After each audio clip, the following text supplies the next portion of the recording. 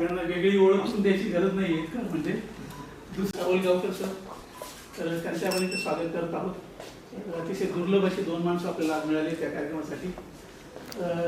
आपल्या संस्थेचे सेक्रेटरी माननीय गुंजाळ सर आपल्या सगळ्यांना ज्ञात आहेत, आणि संस्थेचे संचालक आदरणीय जोशी सर हे सगळ्यांना आपल्याला माहीत आहे. त्याच्यामुळे सगळ्यांचं आपण इथे स्वागत करत आहोत. आणि थोडंसं एक 10-5 मिनिट आपलं इथलं कार्यक्रम संपला की आपण कार्यक्रमाच्या स्थळी जाणार आहोत.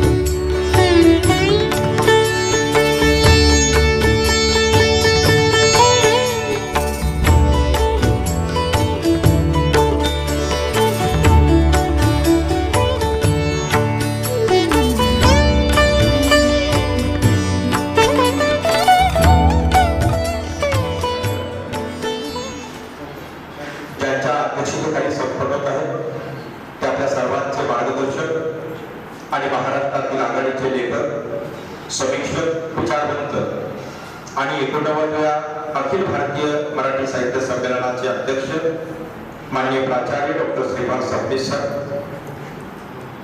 त्याचबरोबर प्रसिद्ध लेखक, संशोधक, पुणे विद्यापीठातील मराठी विभागाचे माजी विभाग प्रमुख, महानुभाव साहित्याचे गाडे अभ्यासक आणि रिद्धपूर अमरावती येथील मराठी भाषा विद्यापीठाचे कुलगुरू आणि प्रमुख वक्ते माननीय प्राध्यापक डॉक्टर अविनाश आवळगावकर सर, त्याचबरोबर आपल्या पुणे विद्यार्थी गृहाचे कार्यवाह आणि आपल्या सर्वांचे मार्गदर्शक माननीय श्रीयुत संजयजी गुंजाळ सर, आपल्या पुणे विद्यार्थी गृहाचे संचालक आणि आपले मार्गदर्शक माननीय श्रीयुत अमोलजी जोशी सर, प्राचार्य डॉक्टर सुरेश पाटील सर यांच्या ज्ञानवृत्ती या गौरव ग्रंथाला आपल्या लेखणीने संबोधित करणारे सर्व सन्मान्य लेखक यांचं संयोजकांच्या वतीने मी मनपूर्वक सहर्ष स्वागत करतो.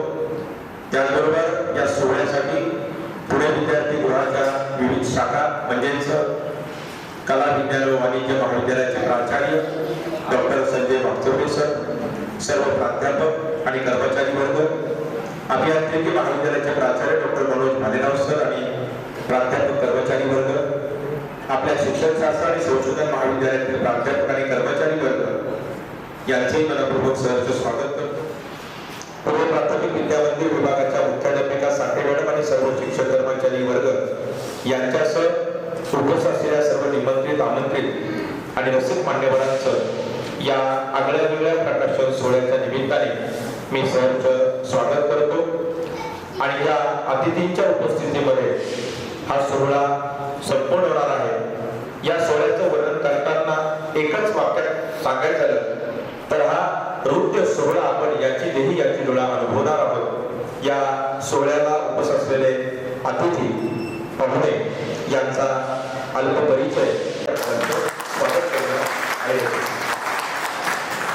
या ठिकाणी मी उभा आहे.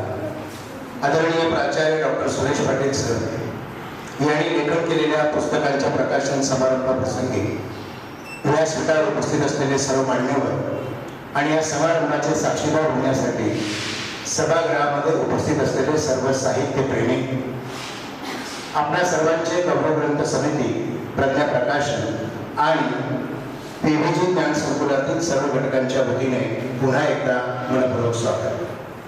आजच्या या पुस्तक प्रकाशन सोहळ्याचे अध्यक्ष, संपूर्ण साहित्य क्षेत्रातील साहित्यिकांचे मार्गदर्शक, थोर विचारवंत, लेखक, समीक्षक आणि पिंपरी चिंचवड येथे संपन्न झालेल्या 91व्या साहित्य संमेलनाचे अध्यक्ष म्हणून त्यांनी अतिशय चांगल्या प्रकारचं या ठिकाणी मार्गदर्शन केलेलं आहे. त्यांचे विचार सर्वांपर्यंत पोहोचले आहेत असे आणि आज प्रकाशित होणाऱ्या पुस्तकांची प्रस्तावना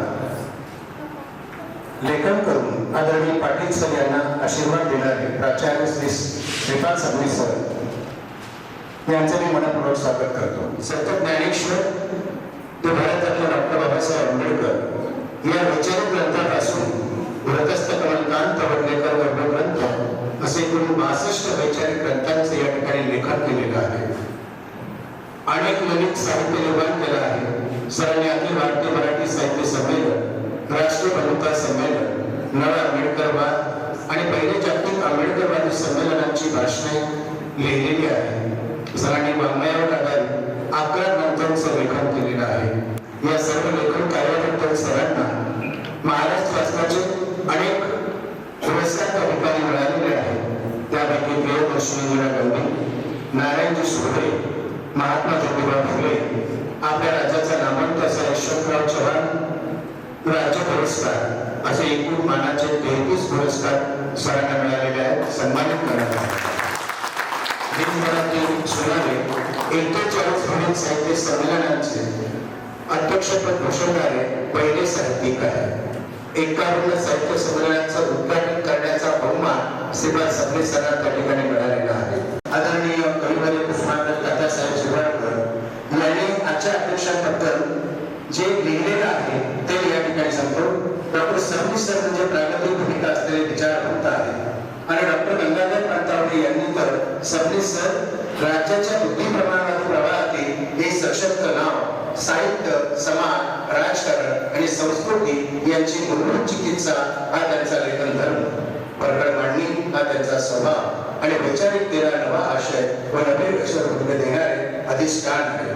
अशा बहुआयामी व्यक्तिमत्वाचं आज आपल्या सर्वांना जवळून दर्शन झालं, सर्वांस लाभला आणि आता त्यांचे विचार आपल्याला आज ऐकायला मिळणार आहे. सरांचे पुन्हा एकदा नाशिक नगरीतील महाराष्ट्रातील नामवंत अशा पुणे विद्यार्थी गृह या नामवंत संस्थेच्या पुण्यभूमीत मनापासून स्वागत करतो आणि आजच्या अतिथी आमचे मार्गदर्शक संस्थेचे कार्यकुशल कार्यवाह आदरणीय संजय कुमार सर यांना विनंती करतो की सरांचा आपल्या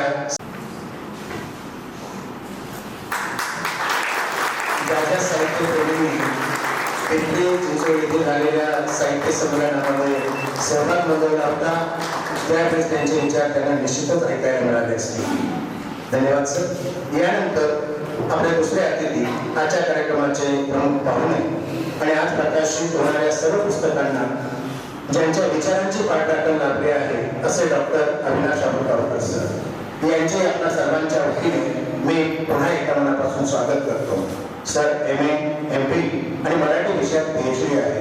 त्यांना शैक्षणिक अध्यापनाचा 36 वर्षाचा प्रदीर्घ असा अनुभव आहे.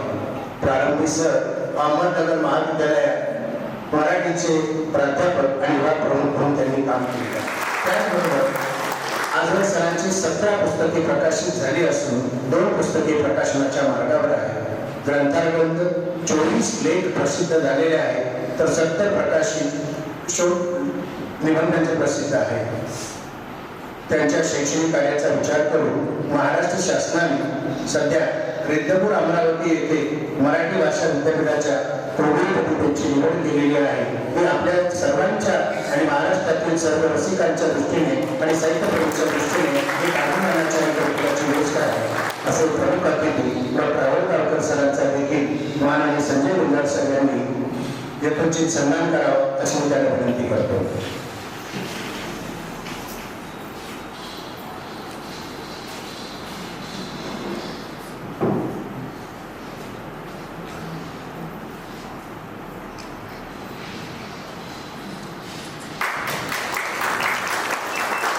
जोशी सरांनी सर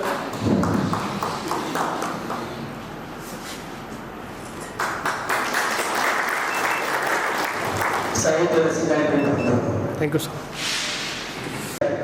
डॉक्टर सुरेश पाटील यांनी जवळजवळ 42 ते 43 पुस्तकांचं प्रकाशन यापूर्वीच लेखन केलेलं आहे आणि आता 4 पुस्तकांचं प्रकाशन या ठिकाणी होत आहे.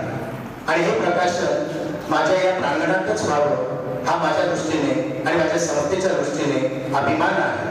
आणि म्हणून या संस्थेचे माझे विद्यार्थी, या संस्थेबद्दल निष्ठा असलेले, अर्पणपणा प्रेम असलेले या संस्थेचे कार्यवाह संजय गुंजाळ सरांनी पाटील सरांना आग्रह धरला आणि या सभागृहामध्ये आज त्यांच्या प्रमुख उपस्थितीमध्ये या चारही पुस्तकांचं प्रकाशन या ठिकाणी होत आहे. असे आमचे मार्गदर्शक, आमच्या पाठीशी सदैव उभे असणारे, एक वेगळ्या प्रकारची दिशा देण्याचं काम करणारे, शिक्षणाबद्दलची आवड असणारे या संस्थेचे माजी संचालक, व्हाईस चेअरमन आणि आता सध्या कार्यवाह म्हणून कार्यरत असलेले डॉक्टर संजय गुंजाळ सर यांचा लेखक डॉक्टर सुरेश पाटील सर यांनी त्यांचा सत्कार करावा, सन्मान करावा अशी मी त्यांना विनंती करतो. मी सभागृहामध्ये बसलेल्या सर्वांना एकच विनंती करेन, आज घरी गेल्यानंतर निश्चितपणे संजय सरांचे युट्यूबवरचे व्याख्यान जरूर बघा आणि तुम्हाला आनंद वाटेल की आज एका आगळ्या वेगळ्या व्यक्तीशी आपला परिचय झाला. मी संजय सरांना पुन्हा विनंती करतो की आमच्या या संस्थेचे कविवर्य श्री रवींद्र वाणस्कर सरांना विनंती करतो की पुढील शिकवा.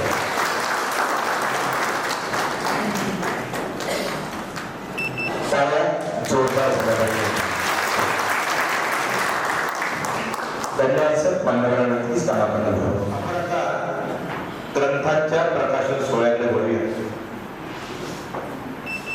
सांगायला अतिशय आनंद वाटतो की या ठिकाणी आयरे सरांनी म्हणजे सर्वच मान्यवरांचा परिचय ज्यावेळेस माझ्याकडे आला त्यावेळेस जवळजवळ 10-12 पानं परिचय त्यांचा होता. परंतु सरांनी, आयरे सरांनी अतिशय अल्प शब्दामध्ये हा परिचय करून दिलाय. त्याला आपण घागर में सागर बनतो. आयरे सरांसाठी आपण थोडक्यात कारण कुठलाही कार्यक्रम हा त्या वक्त्याच्या परिचयापेक्षा त्याच्या वक्तव्यातून, बोलण्यातून होत असतो. आणि म्हणून आज आपल्याला लाभलेले सर्व मान्यवर समोर तर अनेक दिग्गज बसले आहेत. नुकतेच ज्यांचं आगमन झालंय ते महाराष्ट्राचे ग्रंथालय संचालक आमचे अतिशय जुने मित्र अशोकराव गाडेकर सर या कार्यक्रमाला आवर्जून उपस्थित झाले. त्यांच्या व्यस्त दिनक्रमातून प्राचार्य डॉक्टर बाबूराव देसाई सर आणि सर्वच मान्यवर ठिकाणी उपस्थित झालेले सर आणि ग्रंथाबरोबर आहे गाडेकर सरांचाही सुद्धा या गौरव ग्रंथामध्ये लेख आहे. प्रकारचं साहित्य त्यांनी लिहिलेलं आहे. त्यांचा परिचय जर मी जे करून दिला तर निश्चितच आपल्याला अजून परिचय होईल. परंतु मी विस्तार भयास्तव या ठिकाणी माझ्या शब्दांना विराम देतो. सरांनी मराठा विद्याप्रसारक समाज संस्थेपासून तर त्याच्या अगोदर आदिवासी सेवा समिती, नंतर महाराष्ट्रातलं पहिलं मुक्त विद्यापीठ यशवंतराव चव्हाण महाराष्ट्र मुक्त विद्यापीठ आणि आता पुणे विद्यापीठ, अशा नावाजलेल्या 4 संस्थांमध्ये सरांनी जे कार्य उभं केलं आहे त्या कार्याचा हा परमोच्च असा आनंदाचा क्षण आहे की पुणे विद्यार्थी गृहासारखी 1909 मध्ये स्थापन झालेली संस्था, प्राचार्य डॉक्टर श्रीपाद सबनीस सरांसारखे विचारवंत अध्यक्ष, आवडगावकर सरांसारखे भाषाप्रभू आणि रिद्धपूरच्या मराठी भाषा विद्यापीठाचे कुलगुरू आणि दोन्ही बाजूला या संस्थेचे आधारवड म्हणजेच माननीय गुंजाळ सर आणि जोशी सर. गुंजाळ सरांचा माझा परिचय जरी थेट नसला तरी जोशी सरांमुळे त्यांचा परिचय सुरू झालेला आहे. जोशी सरांनी मला 2-3 ठिकाणी पुणे विद्यार्थीगृहाच्या सहकार्यामध्ये बोलवलं होतं आणि त्यामुळे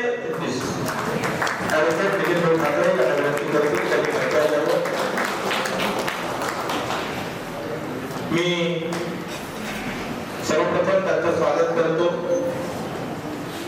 ज्याला आपण महाराष्ट्राचं मिनी मंत्रालय म्हणतो अशा मराठा विद्याप्रसारक समाज संस्थेचे धुरा नितीन भाऊ सरचिटणीस म्हणून सांभाळत आहेत. नाशिक वकील संघाचे अध्यक्ष म्हणून गेली कित्येक वर्ष नितीन भाऊ काम करतायत. त्याचबरोबर मराठी साहित्य संमेलनामध्ये या संस्थेचा अतिशय सिंहाचा वाटा असतो अशा महाराष्ट्र साहित्य परिषद पुणे या मातृसंस्थेचे ते जिल्हा प्रतिनिधी म्हणून सुद्धा कार्यरत आहेत आणि यशवंतराव चव्हाण प्रतिष्ठानच्या नाशिक विभागीय केंद्राचे अध्यक्ष म्हणून सध्या नितीन भाऊ कार्यरत आहेत. असं हे बहुआयामी व्यक्तिमत्व आज आपल्याला प्रमुख व्यक्ती म्हणून लाभलं आहे की आपल्या सर्वांचे मार्गदर्शक कार्यवाह मान्य गुलजार सर यांना विनंती करतो की त्यांनी आदरणीय नितीनभाऊ ठाकरे यांचा सन्मान करावा. माहिती शाल त्याबरोबर दत्तभेट आणि रोड भेट देऊन आपण त्यांचा सन्मान करत आहोत.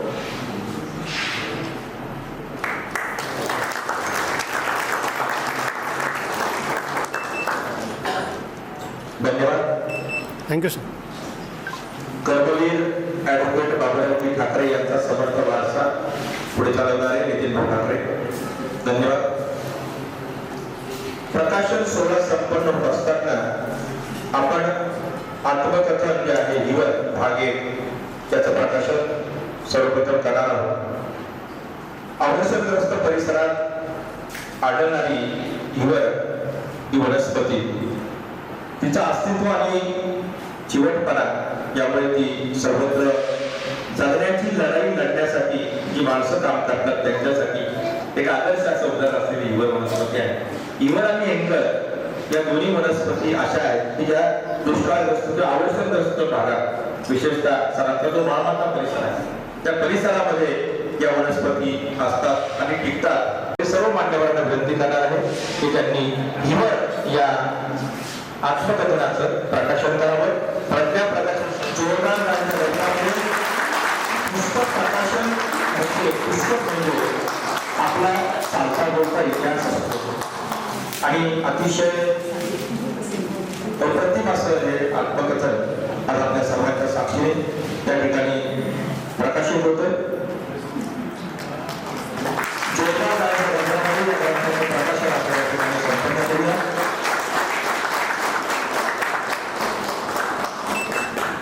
धन्यवाद. मान्यवरांना विनंती करतो की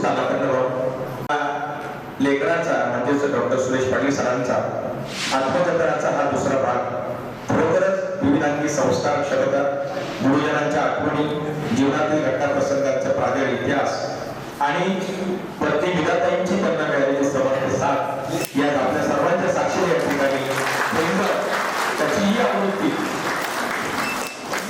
दमे आहे. या आवृत्तीची तिचं प्रकाशन त्या ठिकाणी संपूर्ण होतं. ऑनलाईन स्वरूपात आपल्याला उपलब्ध होणार आहे. टाळ्या जोरदार मिळाल्या. वेळेची मर्यादा असल्यामुळे मी अगदी एक मिनिटामध्ये महादेव बाबा आहेत, जाधव स्वामी महाराज काळे आहेत, चुडामन बाबा आहेत, महादूसर आहेत, ॲडव्होकेट सुरेशजी काळे आहेत, डॉक्टर वसंतराव पवार आहेत, प्राचार्य आर.पी. पाटील सर आहेत, प्राचार्य भांडाराव सर आहेत. अनेक व्यक्तिमत्व आणि प्रसिद्धी पराक्रम आणि सर्वसामान्य परंतु जीवनाचा तत्वज्ञान साध्या सोप्या भाषेत मांडणारी सर्व व्यक्तिमत्व लेखकाने बोलकेपणाने उभी केली आहे. या भोवतालची माणसं या व्यक्तिचित्रणाचं या ठिकाणी प्रकाशन संपन्न होतं. आज्ञा घडवणारी आणि त्यांनी घडवलेली शब्द व्यवस्थित आपल्या लक्षात आला असेल. त्यांना घडवणारी आणि त्यांनी घडवलेली अशी ही सर्व व्यक्तिमत्व की ज्या व्यक्तिमत्वांनी ज्ञानव्रती म्हणजे खरोखर ज्ञानव्रत आहे. माणूस हा किती वर्ष जगला, कसा जगला यापेक्षाही त्याने काय निर्माण केलं, त्याने किती व्यक्तींना घडवलं, संसार क्षमता दिली, या ज्ञानव्रती या गौरव ग्रंथाचं सुद्धा प्रकाशन मान्यवरांनी करावं. सरांच्या समग्र कर्तृत्वाचा वेध घेणारा हा गौरव ग्रंथ प्राचार्य डॉक्टर श्रीपाद सकटे सर यांची प्रस्तावना, त्यांनी प्रस्तावनेमध्ये फार सुंदर सरांच्या बद्दल लिहिलं आहे की पाटील सरांची ही संघर्ष यात्रा आहे. ही संघर्ष यात्रा आपल्या सर्वांच्या साक्षीने जोरदार टाळ्यांच्या गजरामध्ये या ठिकाणी प्रकाशित होत आहे. आपणही या प्रकाशनाला दाद देऊया.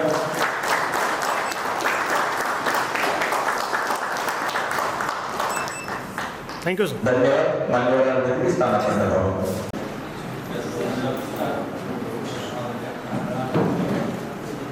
मान्यवरांना विनंती की स्थानापन्न व्हावं.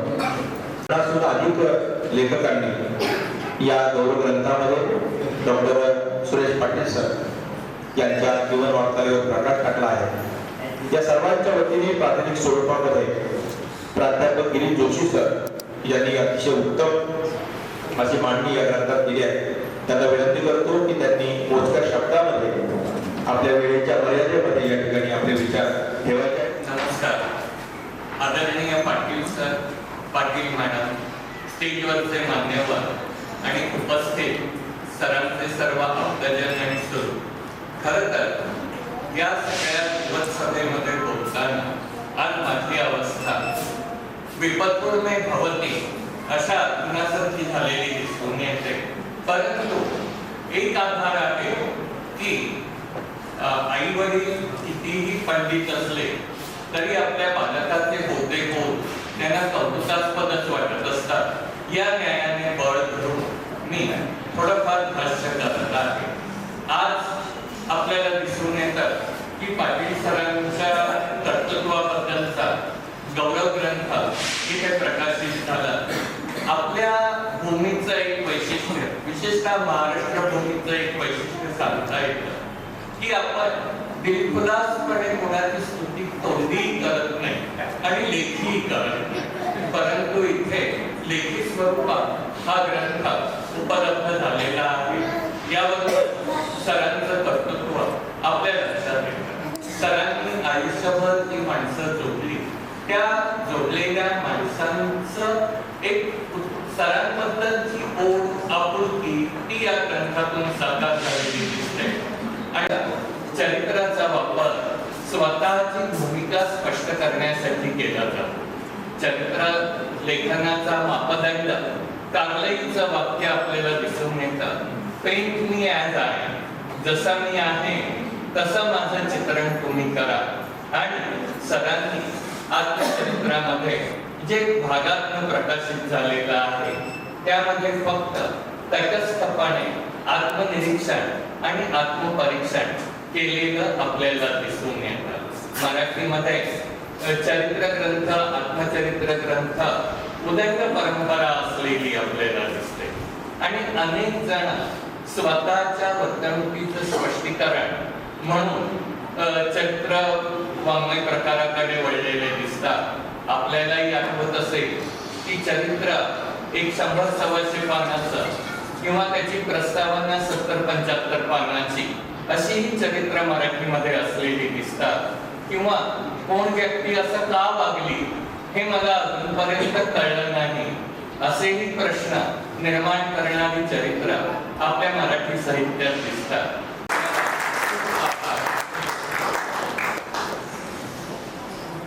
वेळेची मर्यादा आपल्याला असल्यामुळे आपण सर्वच लेखकांचं मनोगत या ठिकाणी घेऊ शकलो नाही, त्याबद्दल मी क्षमा मागतो. यानंतर अतिशय मोजक्या आणि कमीत कमी शब्दामध्ये मनोगत व्यक्त करण्यासाठी मी चांदोड महाविद्यालयाचे मराठी विभाग प्रमुख सुप्रसिद्ध साहित्यिक समीक्षक प्राध्यापक डॉक्टर तुषार चांदोडकर सर यांना विनंती करतो की त्यांनी या ग्रंथावर मोजक्या शब्दामध्ये भाष्य करावं. जोरदार टाळ्यांच्या ग्रंथामध्ये आपण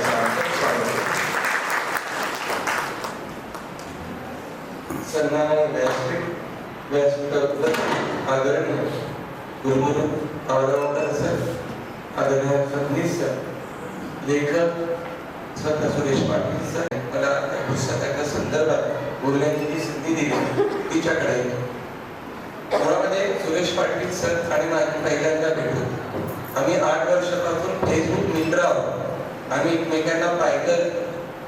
आज काय होतंय, तुझ्या गळा माझ्या गळा खूप मोठ्यांचा म्हण, तू मला चांगलं म्हण, मी तुला चांगलं म्हण, मी तुझ्याकडे येतो, तू माझ्याकडे, असं सगळं सुरू आहे.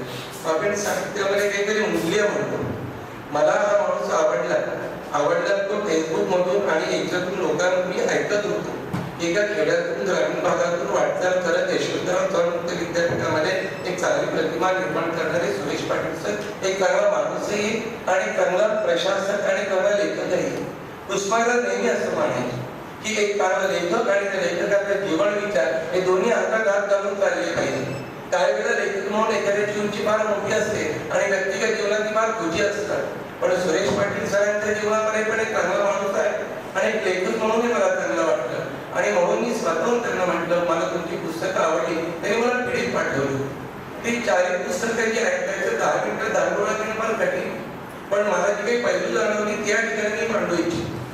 मुळामध्ये त्यांनी जी दोन्ही आत्मचरित्रांना जी नावं दिलेली आहेत त्या 2 भागाच्या नावांचा जर विचार केला तर पर्यावरणातील 2 अशी महत्वाची झाडं त्या शीर्षकाच्या स्थानी आहेत की ती झाडं अतिशय वाळवंटाच्या किंवा वालुकाश्म भागामध्ये, दुर्गम भागामध्ये मोठी होतात आणि ती वाढतात. अशा या झाडांची नावं त्यांनी दिली. एक आहे हिंगट आणि हिवर. आता दोन्ही झाडांचा एक विशेष भाग असा आहे की कठीण आणि बळकट असे लाकूड आणि आईच्या तुमचे वाक्य म्हणजे मूल्यमापन कक्ष सांभाळणाऱ्या माणसाला याची सुद्धा जाणीव होती की आत्मचरित्र लिहिताना वाङ्मय लहरीचा जो एक काल जो आहे तोंड जो आहे तो कुठे सांभाळ. त्यांनी तिथं बरोबर वाक्य टाकले की जिथं असं वाटतं अपील होतं, भावलं जे म्हणताय ते भावलं जातं. त्याच्यात काही काही शब्द जे बेवरा, दुष्काळ आणि नादारी. नादारी शब्द आता दुर्लक्षित आहे. नादारी शब्द जो आहे तो आता कुठेतरी अनेक शब्द या आत्मचरित्रात दोन्ही भागामध्ये आपल्याला कळायला लागतात, माहिती होतात आणि आजच्या पिढीला कुठेतरी ओळख करून देणारे ठरतात. अनेक प्रसंग असेल आणि सामाजिक रीतिरिवाज आहे, काही लग्न आहे, लग्नाची प्रथा परंपरा मराठा समाजामध्ये कसमाले पट्ट्यामध्ये होणारे अनेक असे काही सामाजिक कार्यक्रम आहेत की ज्याचं त्यांनी वर्णन केलं. बरं, वर्णन करताना ते पालावून होऊ द्यायचं नाही याचे भाग त्यांनी ठेवलेले आहे. नशीब याला दोन देत गेले नाही, ते वाटचाल करत राहिले.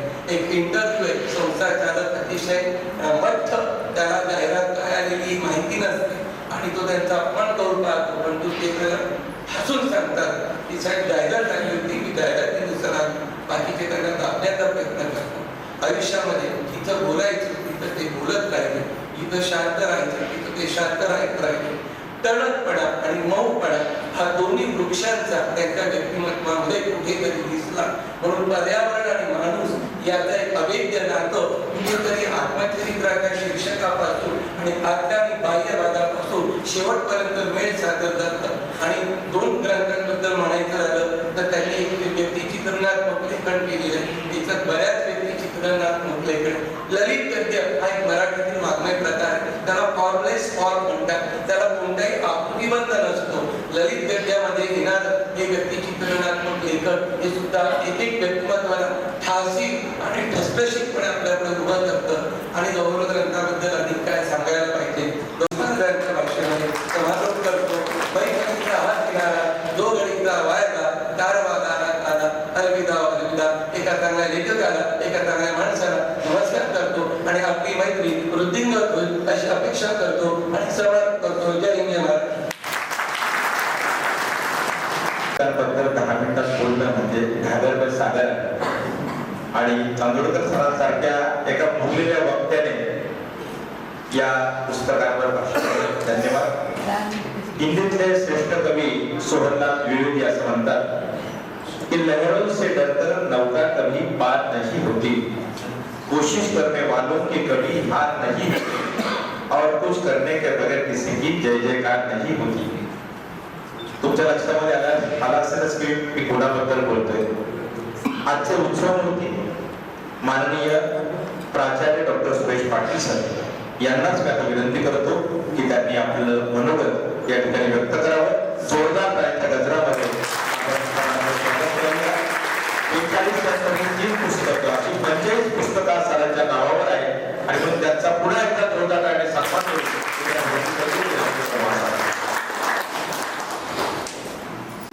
आज या कार्यक्रमाच्या प्रसंगी मंचावर उपस्थित आदरणीय डॉक्टर पाटील सर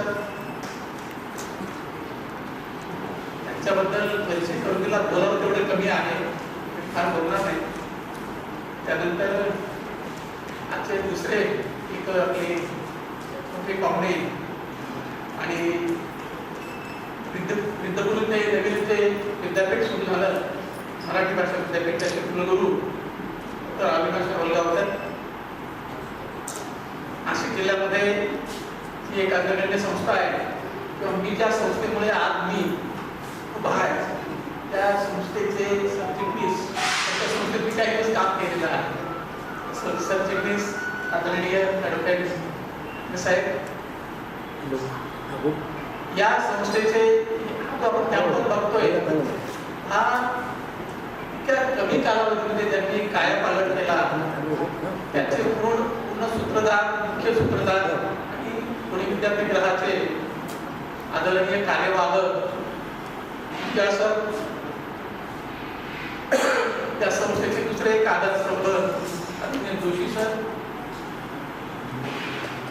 आज या प्रसंगी आपण जेवढे जण इथे जमा झालात मुख्य जो भाग होता या कार्यक्रमाचा, त्याच्यामध्ये इतर पुस्तकं तर मला असं वाटतं की ती निमित्ताने आली, ती कधीतरी येणार होती, परंतु गौरव ग्रंथ त्यांनी लिहिण्याचा घाट घातला आणि तो पूर्णत्वास गेला.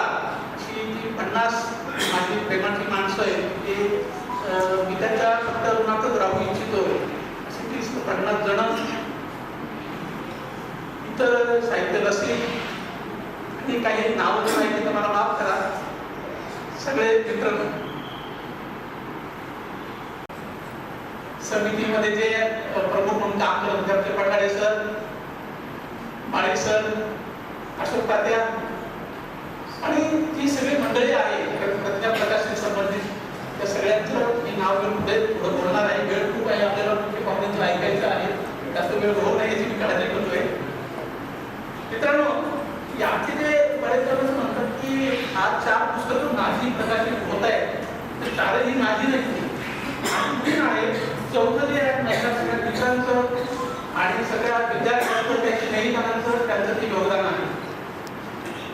तर त्याच्यामध्ये मोठा जो भाग आहे की माझ्या पुस्तकांवर चांदोळकर सर बोलले, सर सुद्धा बोलतील, आता सर बोलतील, आवडकर सर बोलतील, त्यावर मी फार बोलणार आहे. परंतु काही गोष्टी मला इथे उल्लेख केल्याशिवाय तर हा जो गौरव ग्रंथ होता, तर त्यामध्ये थोडक्यात धीवर आणि इंगळवरच्या सरांनी अतिशय चांगले, मलाही ज्या गोष्टी कळत नव्हत्या त्या सरांनी मांडल्या. कारण ते जे आत्मचरित्र 2 भागात जे आलंय तर एकाच भागात येणार होतं, परंतु त्याचे एपिसोड्स वाढल्यामुळे ते 2 भागात आलं आणि त्याला नाव काय द्यावं खूप दिवसात कल चालला, माझ्या मनामध्ये खूप कल चालला आणि काहीतरी अशी सूचना याची संघर्ष खूप केला म्हणून त्याचं नाव संघर्ष ठेवा वगैरे वगैरे वगैरे 5 प्रमाण चालू आहे. पण कुठेतरी मला असं लक्षात यायला लागलं की ही प्रत्येक नाव हे माझ्या आयुष्याच्या कोणत्या तरी एका भागाला फक्त ते खुलतं, चिवट असतात आणि पुन्हा औषधी वनस्पती येतात. कुठेतरी मला असं वाटलं की मी थोडासा कुठेतरी चिवट असावा, चिवटपणा माझ्या अंगी असावा आणि याचं कृती सुद्धा असतं. त्यामुळे पहिला भाग हिवरणाचा आमची आई वडिलांनी हिवरण नाही, म्हणजे असं मी लहानपणी असं होतं, थोडा वेळ घेतो मी थोडंसं, आई असं म्हणते की थोडंसं परिस्थिती पडली की महिला मंडळ जास्त लवकर रडून येतो वगैरे असा प्रकार असतो. आमच्या आईला लवकर रडू येईल, बहिणींना पण बहिणी सासू निघाली काही रडत बसायची, दिवसभर रडत बसायची, मोठ्या त्याच्यात वाचून जरी गेलं तर रडत बसायची. पण मला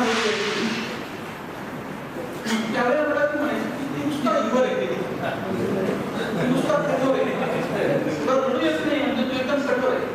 काय प्रश्न मला कठोर, मी सांगायचो की बहिणी निघाल्या आनंदाने त्यांना आपण जाऊ पाहिजे. परिस्थिती आहे अजून काय सगळं वगैरे ठीक आहे, पण रडून सगळे प्रश्न सुटत नाही. पण म्हणून त्या सगळ्यात मी मात्र हिवर म्हणायचं, मला कधीही त्याला हिवर म्हणण्याचं वाईट वाटलं नाही. तो हिवर पाण्यामध्ये बरोबर पाणी गेला आणि त्या हिवर सतत वाढलं. कितीही कठीण परिस्थिती असली तरी मी त्याच्यात डगमगून जात नाही. कधी प्रौढी सांगतो तुम्हाला, असं सांगू नाही करत, पण कशीही परिस्थिती आली की त्याच्यामध्ये मी लचून जात नाही. हे त्या हिवरसारखी परिस्थिती जगण्याचा आयुष्यामध्ये प्रयत्न केला नाही. हिवरला फक्त काटे असतात, तर आता काही ना बोलला आर होते आणि हिंगल पण तसंच आहे. हिंगल फणकारा काटा असतो त्याचा, म्हणजे थोडक्यात असं की त्यांच्या सगळ्या वैशिष्ट्यांची मी कुठेतरी आयुष्यात जुळल्यामुळे ही नावं मी तिथे आणखी काढलेली आहे. ही सगळ्यात बऱ्याच असं काही वाटू शकत आहे आयुर्वेदिक काही पुस्तक घेण्यात काय तर तसं काही नाही. ती झाडं आहे, ती रोपं आहे, ते वृक्ष आहे, त्याच्यामध्ये दुसऱ्या भोवताची जी माणसं आहेत ती अगदी आजूबाजूला जी आजूबाजूला चालणारी वाटणारी खूप भावली अशी माणसं त्याच्यामध्ये चितारली. त्यांची नावं घेतली जातात आपल्याला वाचून म्हणजे गौरव ग्रंथाबद्दल मला थोडंसं बोलायचं आहे. गौरव ग्रंथ आम्ही विद्यापीठातून ज्यावेळेला इथे गुंत होतो त्यावेळेला आम्ही विद्यार्थी सज्जन चूल यांनी ही कल्पना त्यांच्या मनात सिद्धारायला लागली. सर आपण सगळ्या दिले आहेत की त्यांना म्हटलं गौरव ग्रंथ शक्यतो असे असतात की एखाद्या थीमवर आधारित असतात. त्याची अकॅडमिक थीम असते. म्हणजे समजा मी त्यांना सहज म्हटलं की मूल्यमापन आपण अनेक वर्ष सोबत काम केलं आहे, 15, 20, 25 वर्ष सोबत काम करतो. मूल्यमापन आणि परीक्षेवर जर ही थीम घेऊन जर आपण गौरव ग्रंथ काढला तर मला आवडेल. त्यांनी ते काही दिवस ते मनात धरलं आणि तो प्रयत्न केला. पण तो विषय असा आहे त्याच्यावर मास्टरी आणून मी लिहिणं वगैरे ते जरा चढ जाताना जरा दिसलं ते सर म्हणे मी ना तो विषय सोडतो आणि आम्ही तुमच्या विषयीच लिहितो. तर त्याच्यानंतर ते लिहिणं सुरू झालं. जवळपास 50 लोकांनी हे लिहिलं. त्या सगळ्यांचं ऋण व्यक्त करण्यापेक्षा मी त्यांच्या ऋणामध्येच राहणं बरं जाईल असं मला वाटतंय. आता मला असं वाटतंय की हे 50 लेखक आहेत. मी पहिल्यांदा माफी मागतो त्यांची की असं आहे की हा कार्यक्रम फक्त आपल्याला आपल्या घरी घ्यायचा होता आणि सगळ्यांची मला वन टू वन लगेच बोलता आलं असतं. अजूनही तुमच्याशी वन टू वन बोलायची मनामध्ये खूप इच्छा आहे. असं बोलू शकलेलो नाही तुम्हाला सुद्धा वाटत असेल, पण मी तुमच्यापासून अंतर आहे ते मला सहन होत नाही करणं. तर आपल्याशी मला बोलायचं होतं म्हणून ते घरी ठेवायचं होतं. पण तू येणे केले प्रकारे हा कार्यक्रम आपण अतिशय छान ठिकाणी घेतला आणि उपलब्ध करून दिल्याबद्दल मी आदरणीय गुजर सरांचं, जोशी सरांचं मनपूर्वक आभार मानतो. पण या कार्यक्रमानंतर सुद्धा जेव्हा आपल्याला थोडा वेळ मिळेल मी प्रत्येकाशी मी डायलॉग करण्याचा प्रयत्न करेन, त्याच्याशी बोलायचा प्रयत्न करेन. मला तुम्हाला बोलायचं आहे, भेटायचं आहे, जवळ यायचं, त्या नवीन तुमच्या जवळ आहे, हृदयाच्या जवळ आहे असं समजा. आणि असं अजून भेटलं नसेल तुम्हाला कसं काही वाईट वाटू नका. आणि याच्यामध्ये खूप अगदी आपण सामान्य संदीप आगाने मला माहिती संदीप सातपुते तो शेतकरी आहे. सरांनी जबाबदारी माझ्यावर दिली की हे आपले गौरव ग्रंथाचे लेखक जे आहे त्या लेखकांचा सत्कार व्हावा अशी एक अपेक्षा होती आणि ती आपण करतो आहोत. तर त्यांना नावं लक्षात असल्यामुळे आम्ही कोण आलेलं कोण आलेलं नाही हे त्यांच्या लक्षात येत नसल्यामुळे मीच एक एक नाव घेणार आहे. कृपया आपण सगळ्यांनी एकेकाने यावं आणि सत्काराचा मान्यवर घ्यावा अशी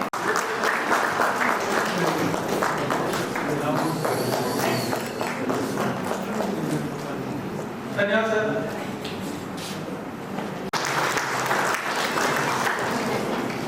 त्याच्यानंतर आमचे Ashok Tatya sir. Okay sir, thank you. Sir please आपले सगळ्यांचे आभार. आम्हाला इथे डीएड पासून लहान मुलांप्रमाणे सांभाळणारे आभार असते. डीएडला हे नसेल तर प्रवेश थँक्यू सर. सर एक मिनटं सर. राज्याचे माजी समाज कल्याण अधिकारी माननीय श्यामकांत पाटील साहेब. Thank you sir.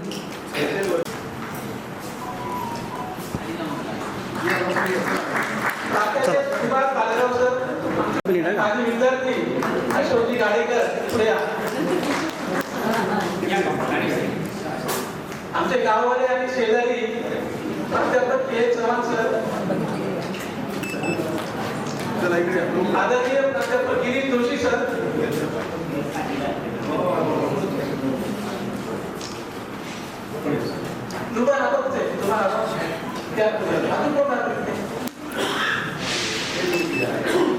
आदरणीय PR आहे सर, आमचे डीएडचे गुरु सगळ्यात ठीक आहे, ओके. त्यांचा आशीर्वाद सतत लाभलेला आहे. काही करतो. आदरणीय बापूराव देसाई सर, सौ मीरा पाटील, परीक्षा पाटील आहेत सर. प्रज्ञा पाटील शेडके, आमचे जावई सुदर्शन आहेत. सर एक मिनिट. लहान जावई सर एक मिनिट. शेडके या पुढे या.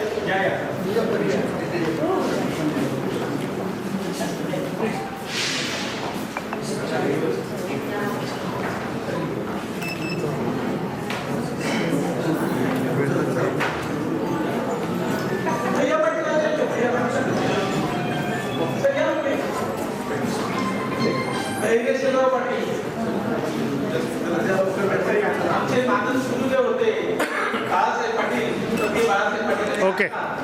त्यांचे चिरंजीव मुखपृष्ठ डिझायनर किशोरजी वाघ, किशोरजी वाघ. ओके.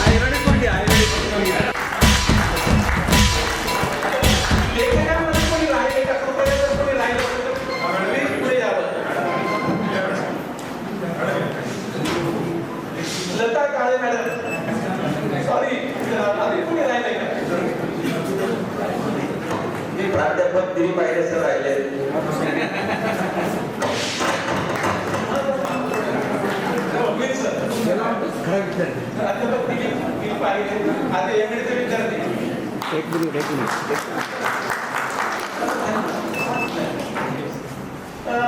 डॉक्टर आहेत शिक्षक ओके. सेवेला प्रारंभ झाला खऱ्या अर्थाने त्या महाराष्ट्र विद्याप्रसारक समाज संस्थेचे सरचिटणीस ॲडव्होकेट नितीनजी ठाकरे साहेब यांना विनंती करतो की त्यांनी आपल्या स्नेह सदिच्छा द्याव्यात. जोरदार टाळ्यांच्या गजरामध्ये आपण स्वागत करूया. प्रकाशनाच्या निमित्तानं जमलेलो होलसेल पद्धतीने 4 आयटम म्हणजे प्रत्येक वेळी यायचा त्रास नको सगळ्यांना म्हणून. आणि आता त्यांच्या पुस्तकाची संख्या मला वाटतं 45 झाली. त्याच्यामुळे एक पुस्तक गेलं तर दर महिन्याला एक कार्यक्रम घ्यावा लागेल. म्हणजे त्यांना असंच भविष्यात सुद्धा 4 पुस्तकं 5 पुस्तकं असे एकत्रितपणे करावे लागतील. या कार्यक्रमाला उपस्थित असणारे श्रीपादजी सबमिक्स, त्याचप्रमाणे कुलगुरू अभिलाषजी आवलगावकर, या ठिकाणी उपस्थित असणारे सुरेश पाटील, त्यांच्या सौभाग्यवती इथे उपस्थित असणारे तुषारजी चांदोडकर, गिरीशजी जोशी, त्याचप्रमाणे दिलीपजी आयडे,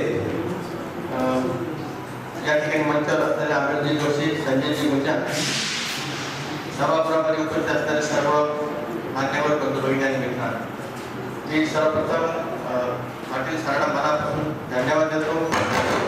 एक अतिशय चांगला कार्यक्रम आपण आयोजित केलेला आहे. खऱ्या अर्थाने त्यांचे व्यक्तिमत्व असं इतकं प्रसन्न आहे की आतापर्यंत ज्या ज्या ठिकाणी त्यांनी काम केलेलं आहे त्या प्रत्येक ठिकाणी त्यांनी आपल्या व्यक्तिमत्वाचा ठसा चांगला उठवलेला आहे. मराठी विद्यापीठ संस्थेमध्ये सुद्धा नॉन ग्रँटवरती प्राध्यापक म्हणून काम करत होते. नंतर त्यांना चांगली संधी मिळाली यशवंतराव चव्हाण महाराष्ट्र विद्यापीठामध्ये.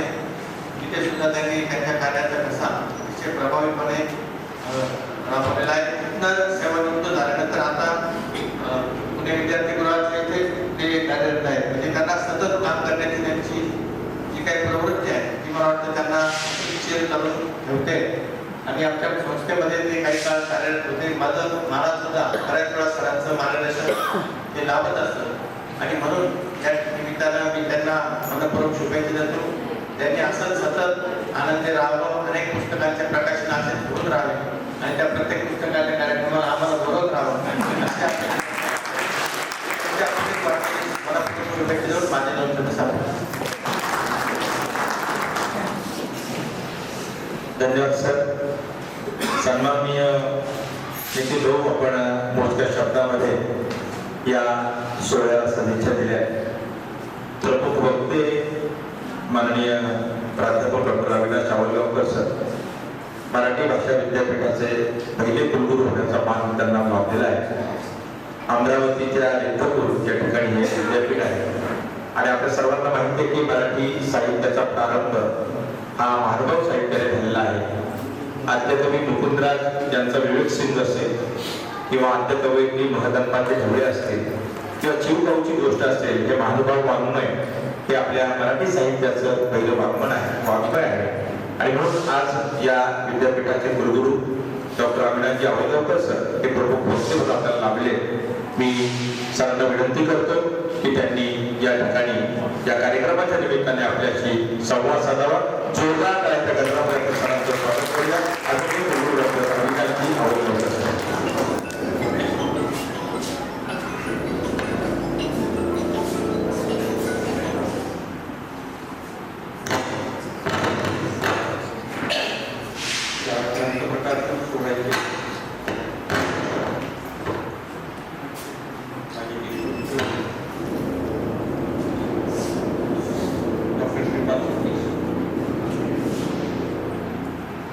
व्यासपीठावर उपस्थित असणारे संस्कृती ठाकरे सर, गुंजा सर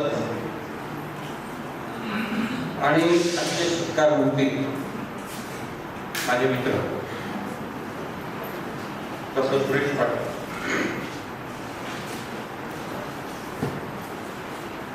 सुरेश पाटील सरांचा जेव्हा मला फोन आला की असा कार्यक्रम आहे आणि तुम्ही यावं अशी माझी मनापासूनची इच्छा आहे, तेव्हा तुम्ही याल का? तेव्हा माझ्या मनामध्ये असा प्रश्न आला की हा माणूस माझ्याशी मित्र म्हणून बोलतोय की कुलगुरू म्हणून बोलतोय. आणि मला चटकन आलं की त्यांना असं म्हणालो की तुमच्या कार्यक्रमासाठी मी येणार नाही असं कधी होऊ शकत. सातत्याने माणसामध्ये वावरणाऱ्या माणसाच्या आनंदामध्ये सहभागी होण्यासाठी आपण येऊ नये ही गोष्ट मनाला कदापिही न भावणे. आणि मी त्याच क्षणी त्यांना असं म्हणालो की मी येणार. आणि त्यावेळेला त्यांनी मला सांगितलं की डॉक्टर श्रीपाद सबनीस पण येणार आहे. तर मी म्हटलं हा माझ्या दृष्टीने दुर्दैव चर्चा आहे. कारण बरेच दिवसात एका शहरामध्ये राहून त्यांची माझी गेल्या काही वर्षांपासून भेट नव्हती. कारण ते गावोगावी भटकत होते आणि मी ते कुठे कुठे भटकताय याचा आराखडा काढण्यामध्ये पुण्यामध्ये थांबलो. पण डॉक्टर सुरेश पाटील यांनी हा चांगला योग आणून दिला त्याबद्दल मी त्यांचे मनापासून आभार मानतो. या सभागृहामध्ये अनेक मान्यवर अभ्यासक, जाणकार, प्राध्यापक, शिक्षक बंधू भगिनी उपस्थित आहेत. आणि आपल्या समोर माझ्या मित्राच्या कार्यकर्तृत्वाबद्दल बोलण्याचा एक जो काही गहिवर आहे तो निश्चितच मला यायचा. एखाद्या लेखकाची 3 पुस्तकं आणि त्याच्यावरचा गौरवग्रंथ एकाच व्यासपीठामध्ये एकाच दिवशी प्रकाशित होण्याचा दुर्मिळ योग असतो. मला असं वाटतं की तो काही वर्षांमधून कधीतरी येत असावा. असं म्हणतात ना काही वर्षांमध्ये कुठलं तरी 1 वर्ष वगैरे येत असतं. तसा हा दुर्मिळ योग आज आलेला आहे.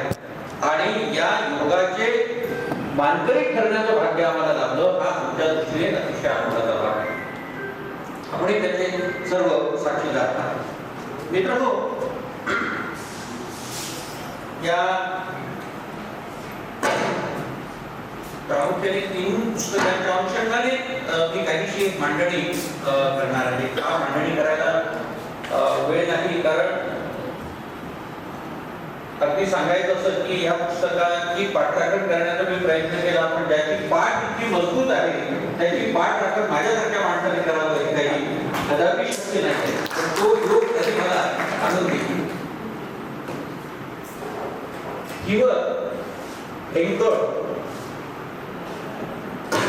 मराठी साहित्याला माहिती नसलेले असे शब्द सहजपणे लक्ष देऊ शकणार नाही अशा प्रकारची शब्द म्हणजे असं म्हटलं जातं की नावात काय आहे. तर मी असं म्हणत आलो आहे की नावात काय नसतं. माणूस नावाप्रमाणे वागत नाही किंवा नावाप्रमाणे जगत नाही म्हणून नावाचं शून्यपण दिसतं पण नावात काहीच. तसं या दोन्ही आत्मकथनाला आत्मकथन म्हणायचं आत्मचरित्र म्हणायचं याही संदर्भामध्ये माझ्या संकल्पना स्पष्ट नाही. त्या संदर्भात मी थोडं बोलणार. पण त्यांनी जी नावं दिलेली आहेत ती निश्चितच अर्थपूर्ण आहे. ती म्हणजे ही प्रतिकात्मक नाव आहे. ही अर्थपूर्ण आहे.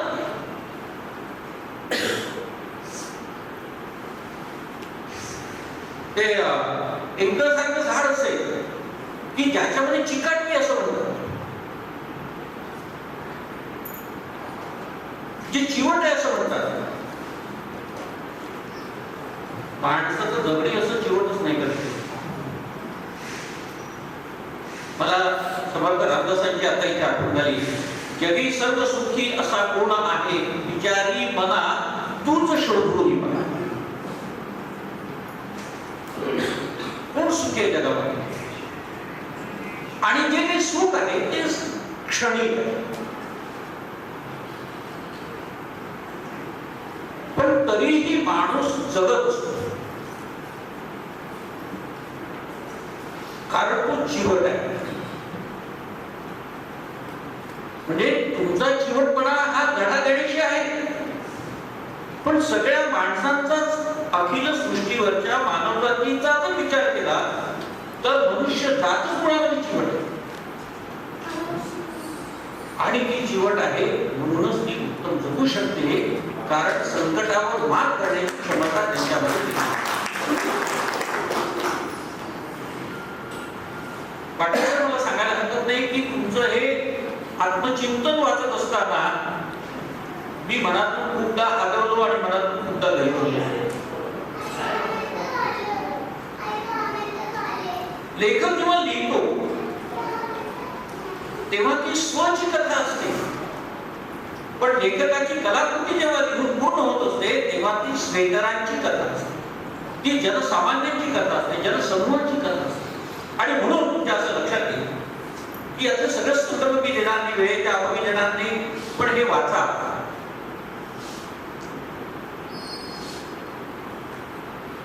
हे वाचल्यानंतर आपल्याला कळायला लागेल तर अरे या सुरेश पाटलांमध्ये मी पण आहे.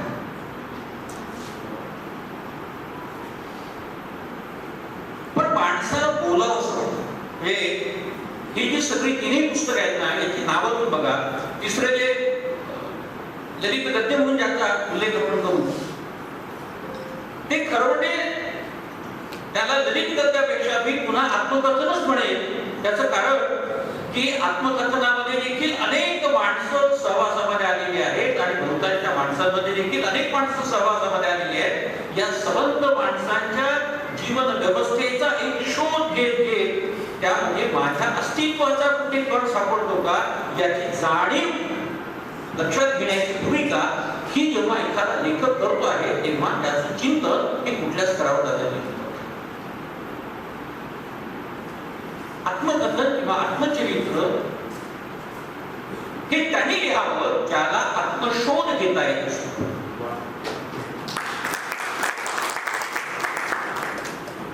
मी असं म्हणेल नेहमी की सगळ्या लेखनामध्ये स्वबद्दल लिहिणं सोपं नाही. कारण जेव्हा स्वबद्दल जेव्हा माणूस लिहितो तेव्हा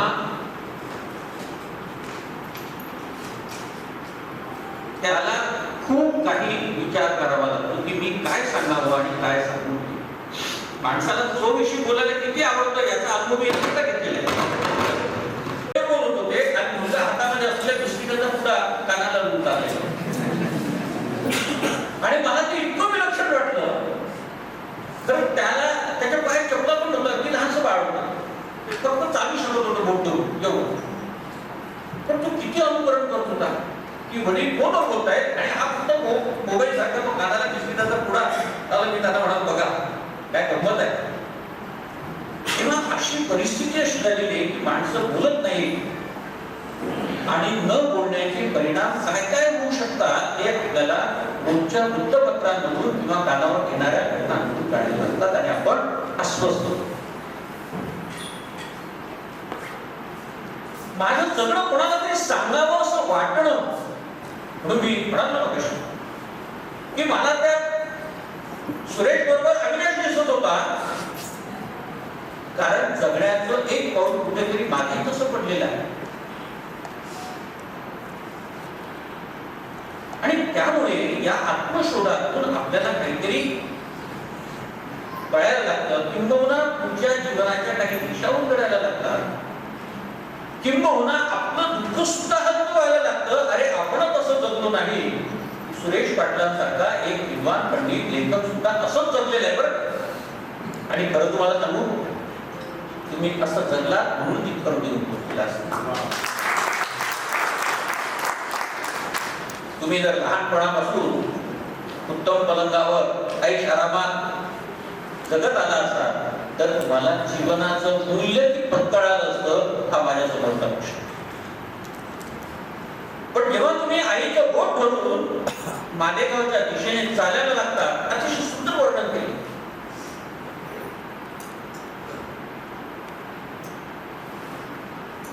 त्या आईच्या हृदयातलं दुःख त्या आईच्या हृदयातल्या भावना त्या कशा पद्धतीने व्यक्त केल्या तर ती मुलाचा हात सोडून देते आणि ती पाठमोरी होऊन चालायला लागते ती मागे पाहत नाही. आपल्याला काय वाटेल काय आई आहे मुलगा सतत वळून वळून पाहतोय पण आई त्याच्याकडे वळून पाहत नाही येत नाही. पण मला एक सांगा मुलाच्या डोक्यावर फक्त पेटीचं ओझं होतं त्या आईच्या हृदयावर एवढं मोठं ओझं असेल की आज सगळ्यात लहान असलेल्या माझ्या मुलाला देखील मी माझ्यापासून दूर करते आहे, तिच्या भावनांचं जे चित्रण आहे ते एका वाक्यातून, एका कृतीतून सुरेश पाटलांनी व्यक्त केलेलं आहे की ती चालत राहते आहे आणि ती मागे वळून पाहत नाही, आणि मग ती अशा टप्प्यावर जाते आणि मागे वळून पाहते. त्यावेळेला सुरेश पाटील असं म्हणतात की जणू काही तिने मला अख्ख्या डोळ्यामध्ये साठवून घेतली. माझ्याजवळ सांगण्यासारखं असणं आणि मला सांगता येणं, ह्या दोन्ही गोष्टींचा जेव्हा मिलाप होत असतो कलाकृतीमध्ये, तेव्हा कलाकृतीचं सौंदर्य हे बहरायला लागतं. हे मी वाचा असं म्हणाल त्याचं कारण असं आहे की सगळ्या गोष्टींचा उलगडा आपल्याला करता येऊ शकत नाही. त्यातलं एक सुंदर अशा प्रकारचं वर्णन मला वाचावं असं वाटतं की त्याने असं लिहिलंय की मी लहान असताना कधीही रडू यायचे नाही. आई जर अशा काही किरकोळ कारणाने दुःखी झाली आणि रडू लागली तर मला ते आवडत नसे. तर म्हणजे आपण जेव्हा लहान होता, रडणं काय प्रकार आहे हे मला कळत नसावं, पण आयुष्यामध्ये दुःखच नको ही जाणीव त्याच्या मागे असू शकते. कशाही स्थितीत मला रडू येत नसे. जणू काही मी आसवांना पारखा होतो. यामुळे अनेकदा आई माझ्या बहिणी मला निष्ठुर म्हणायच्या. आई मला हिवर म्हणायची. उत्तर आणि मध्य महाराष्ट्रात हिवर नावाची काटेरी झुडूप झाड स्वतंत्र आढळते, सर्वत्र आढळते. अतिशय कमी पाण्यावर जगणारे, कडक उन्हाळ्यातही सहज हिरवे राहणारे, परंतु अतिशय अणकुचीदार आणि विषारी काटे आलेले हे झाड असते. संपर्कात आलेल्याला याचा काटा आपला प्रताप दाखवतो. अतिशय चिवट आणि निर्दयी झाड म्हणून ज्याला संबोधलं जातं, असं ज्या काट्याचं वर्णन केलेलं आहे ते नाव आपण याला देत आहात. हे किती अर्थपूर्ण आहे त्याकडे. म्हणजे जसं जसं तुम्ही त्याचं चरित्र वाचायला का तसं तुमच्या लक्षात. आई हा खरं म्हणजे माणसाच्या जीवनाचा एक अविभाज्य घटक. आणि सुरुवातीला त्यांनी सुंदर कविता तिचे वर्णन केलेली आहे. तर म्हणजे मी मला एकच पाहत होतो, तुम्ही अतिशय कडक आहात, भाऊक आहात, मी तुमच्याशी कुठेतरी माझं नातं तुमचं काही बघत होतो आणि माझं असं लक्षात आलं की इथे तुमचं माझं नातं जुळत नाही, तुमच्या डोळ्यातून पाणी येत नाही. आणि आई संबंधी वाचत असताना माझे डोळे पाडावे होते हे मात्र मी सांगितलं. आई काय असते ही चटकन त्यांना लिहित असताना ती कविता, त्यांची जुनी कविता तिथे द्यावीशी वाटली. ही फळ्याची शाळा असते, हिरवागार मळा असतो, पेंगुळलेल्या बाळासाठी अंगाईचा गळा असतो.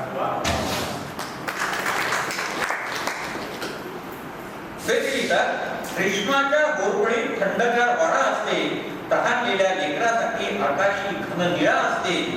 सुंदर शब्द म्हणजे घन निळा.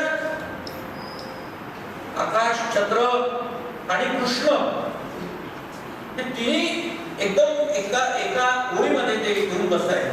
आई साड्यांची आस असते, भुकेल्या पोटासाठी तुरटीचा घास असते. खरीपाच्या मळ्यामध्ये धान्याची रास असते. व्याकुळलेल्या वासराची पानाळलेली कास असते.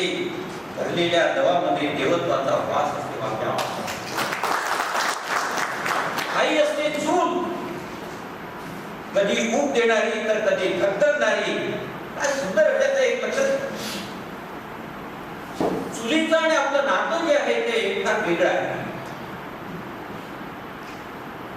म्हणजे चूल पोटाचीही भूक भागवते आणि चूल देहाचीही भूक कमी होते. ती आई असते. आई असते चूल, कधी भूक देणारी तर कधी थकथकणारी. आई असते पूम जोडणारी, कधी जोडणारी तर कधी बैलगिरी सोडणारी. मालेगावच्या काठावरती मित्रा, आईची कविता वाचल्यानंतर खरंच हृदय भरून आलं. पण याच आईचा शोध घेत असताना आणखी महत्वाचं जाणवलं ते म्हणजे सुरेश पाटील हे किती स्पष्ट आहे याचीही जाणीव आपल्याला होते. पत्नीला जेव्हा आईपासून त्रास व्हायला लागतो तेव्हा आईने हे बदलणं गरजेचं आहे याची जाणीवही स्पष्टपणे आपल्या आत्मकथनामध्ये सुरेश पाटील मांडतात. म्हणून मी तुम्हाला म्हणालो की सगळ्यात अवघड असलेला वाङ्मय प्रकार जर कोणता असेल तर तो स्वसंबंधी लिहिणं. कारण अनेकांची म्हणून दुखवलं जाऊ शकतात. मी जर स्पष्ट वक्ता असेल, आपल्याकडची सगळी आत्मचरित्राची परंपरा फार मोठी आहे, पण सगळे स्वच्छ आत्मचरित्र आहे असं समजण्याचं कारण नाही. कुठेतरी काहीतरी स्वला प्रकाशात आणण्याचा एक प्रयत्न हा आत्मकथनांमधून आत्मचरित्रांमधून केला जातो. पण जेव्हा तिथे सभोवतालच्या घडलेल्या सगळ्या घटनांचा मार्मिकपणे विचार करून लिहिलं जात असतं तेव्हा ती चिंतन खऱ्या अर्थाने सत्यतेच्या पातळीवर विस्तरणार असतं. आणि म्हणून की लेखक फक्त स्वच्या व्यवस्थेची, स्वच्या व्यक्तिमत्वाची, स्वच्या विचारांची मांडणी करीत नाही, तर आत्मचरित्र म्हणजे स्वचा पुन्हा नव्याने घेतलेला शोध. अलीकडे आत्मकथन ही एक संकल्पना आहे. आता आत्मकथन आणि आत्मचरित्र याच्यामध्ये काय फरक आहे? आपल्याकडे आधी आत्मचरित्र होतं, नंतर मग ते आत्मकथन आलं. प्रामुख्याने दलित साहित्याच्या संदर्भामध्ये आत्मकथन हा शब्द आला आणि म्हणून दलित साहित्याच्या अभ्यासक आणि माझे मित्र प्राध्यापक दत्ता भगत यांना मी एकदा गुलबर्गाच्या समितीमध्ये असताना त्यांना विचारलं, गुलबर्गाच्या सर मला हे जरा समजून सांगा. त्याने समजून सांगण्याचा प्रयत्न केला, पण मला उत्तर लागली नाही. ते सांगण्याची पद्धत हीच होती की आत्मकथन हे केव्हाही लिहिलं जातं, 25 लिहिलं जाऊ शकतं आणि 50 लिहिलं जाऊ शकतं आणि ते अनेक खंडात लिहिलं जाऊ शकतं. आणि मग आत्मचरित्र काय एकाच खंडात घ्यायला पाहिजे असं कोणी सांगितलं? किवर आणि हिंकळ आणि पुढे नंतर येणारा तिसरा भाग भोवतालची माणसं हे काय खंड नाही आहेत का? किंवा अनेक खंडामध्ये अनेकांची आत्मचरित्र आली.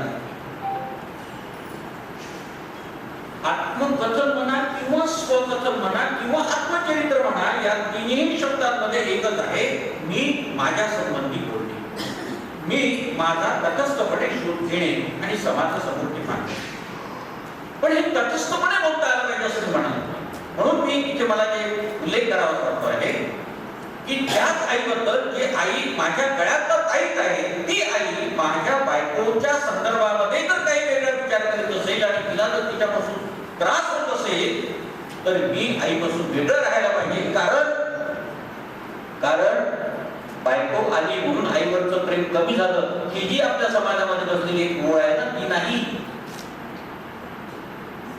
माझ्या नावाचं कुंकू लिहून माझ्यावर भार टाकून हा माझा सांभाळ करणार आहे आयुष्यभर याच्या जाणीवेतून जी स्त्री, प्रत्येक स्त्री माझ्या घरामध्ये पहिलं पाऊल ठेवते आहे, त्या स्त्रीचा आधार स्तंभ मी आणि मीच आहे याची जाणीव याच्या मागे.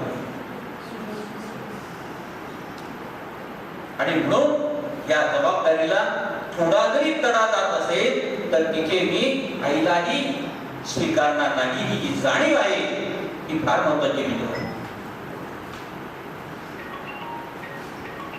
एक तर आम्ही आई म्हणजे आई होऊन जातो, नाही तर बायको म्हणजे बायको होऊन जातो, तसं नाहीये. म्हणजे एक स्थिरत्व आहे, एक कुठली तरी दिशा सापडलेली आहे. पण लेखक थांबलेला नाही. उलट लेखकाला चैतन्याचे नवे धुमारे फुटायला लागले आणि म्हणून पुन्हा पुन्हा नव्याने साहित्य निर्मिती होऊन ते आपल्यापर्यंत येते आहे. संघर्षाच्या अनेक गोष्टींना सामोरे जातात हा माणूस माणसामधला माणूस शोधतो. म्हणून भोवतालची माणसं हे जे शीर्षक आहे ते अर्थपूर्णच. भोवताली खूप माणसं असतात पण सगळीच माणसं असतीलच असं नाही. आणि म्हणून नारायण सुर्वे एका कवितेमध्ये म्हणतायत की माणसाच्या शोधात मी निघाला. दोन पायाची, दोन हाताची, दोघं डोळे, दोन डोळे, कान वगैरे असली की माणसं माणसं होतातच असं नाही. आता एक लक्षात घ्या की या एका वाक्यामध्ये केवढं मोठं विश्व साठवलेलं आहे. म्हणजे या आईमुळे तिचा बोट धरून मी माझ्या आयुष्याचा मार्ग चालत आलो आहे, ती आता अचानक गेली. आणि कोण सांगतो आहे तर तो छोटा भाऊ सांगतो आहे की ज्याला सुद्धा माझ्यासारखं जीवन जगावं लागलं, त्याचे वडील सुद्धा लहानपणीच त्याच्यापासून विभक्त झालेले आहेत आणि आईसोबतच तो लहानाचा मोठा झालेला आहे आणि आज तोही आई विना करतो.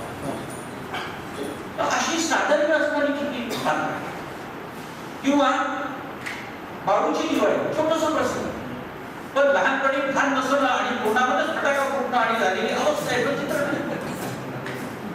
किंवा आदर्श कुलगुरू सारखा, प्राचार्य प्रधानांसारखा आदर्श कुलगुरू म्हणजे तुमच्या असं लक्षात येईल की अगदी सर्वसामान्य माणसांपासून तर वेगवेगळ्या श्रेणीतल्या माणसांपर्यंत हा प्रवास सुरू आहे. आणि तुम्ही अनेक चांगले कुलगुरू पाहिले म्हणजे पण राम ठाकरे माणूस यांना मी बरीच वर्ष जवळून अनुभवलं. उत्तमराव भोईटे सारखा माणूस ज्यांना मी शिकत होतो तेव्हापासून अनुभवलं. यासारख्या मान्यवर जाणकार विचारवंतांसोबत आपण काम केलेलं आहे, त्यांच्या छायेमध्ये आपण काम केलेले आहे. आणि अशोक प्रधानांसारखा एखादा कुलगुरू होतो आहे की जो लाल गाडीच्या बसमधून प्रवास करतो आहे. आणि त्यावेळेला ह्या दोन्ही मित्रांच्या मनावर प्रश्न येतो की आपण ही दुसरी मोठी गाडी एशियाड गाडी म्हणजे आपण एशियाड म्हणजे थोडी उच्च भूची गाडी आपण एशियाडमधून प्रवास करतो आणि आपले कुलगुरू हे साध्या लाल गाडीतून चाललेले आहे. काय बोलावं आणि कसं बोलावं, काय सांगावं आणि कसं सांगावं, ही जी भावना आहे ही भावना देखील फार महत्वाची. की त्या पदाविषयीची आत्मीयता, त्या माणसाविषयीची आत्मीयता. आपण त्यांच्यापेक्षा अनेक गोष्टीने लहान आहोत आणि प्रवासाचा हा मधला प्रवासामधला फरक याची आत्मीयतेने जाणीव होणं आणि पायात साध्या चपला घालून साधी वेशभूषा करून विद्यार्थ्याला नवी दिशा देण्याचं ध्येय घेऊन काम करणारा एक उच्च विकसित असणारा ज्ञानी व्यक्ती म्हणतो. ह्या मधल्या अंतराचा विचार करणं आणि प्रधान सरांवर लिहिणं. म्हणून माणसं भेटत राहतात पण त्या माणसांमधलं जे विलक्षण अशा प्रकारचं अस्तित्व आहे त्याचा शोध घेऊन मार्मिकपणे त्याला चपखलपणे आपल्या लेखनामध्ये बद्ध करणं ही किमया मी अतिशय उत्तम पद्धतीने साधलेली आहे. त्या निमित्ताने आज याची काही माणसं आहेत आणि काही माणसं नाहीत आहेत, पण आपण या सगळ्या माणसांना शब्दबद्ध करून त्यांना खऱ्या अर्थाने अमरत्व प्राप्त करून दिलेलं आहे असं मी म्हणेन. मित्र, खूप बोलायला पाहिजे आणि बोलावंसं वाटतंय. घागरीचा काठ फक्त रिकामा झालाय, अजून घागर भरलेली आहे. वेळ मिळेल तेव्हा प्रत्यक्षपणे खूप काही बोलू. इथे एवढं बोलून सांगतो आपण अतिशय शून्यपणाने समजदारपणे या माझ्या वक्तव्याला म्हणण्यापेक्षा पाटील सरांनी लिहिलेल्या भाषाला आत्मसात करीत गेला त्याबद्दल तुमच्याबद्दल मी कृतज्ञता व्यक्त करून मी थांबतो.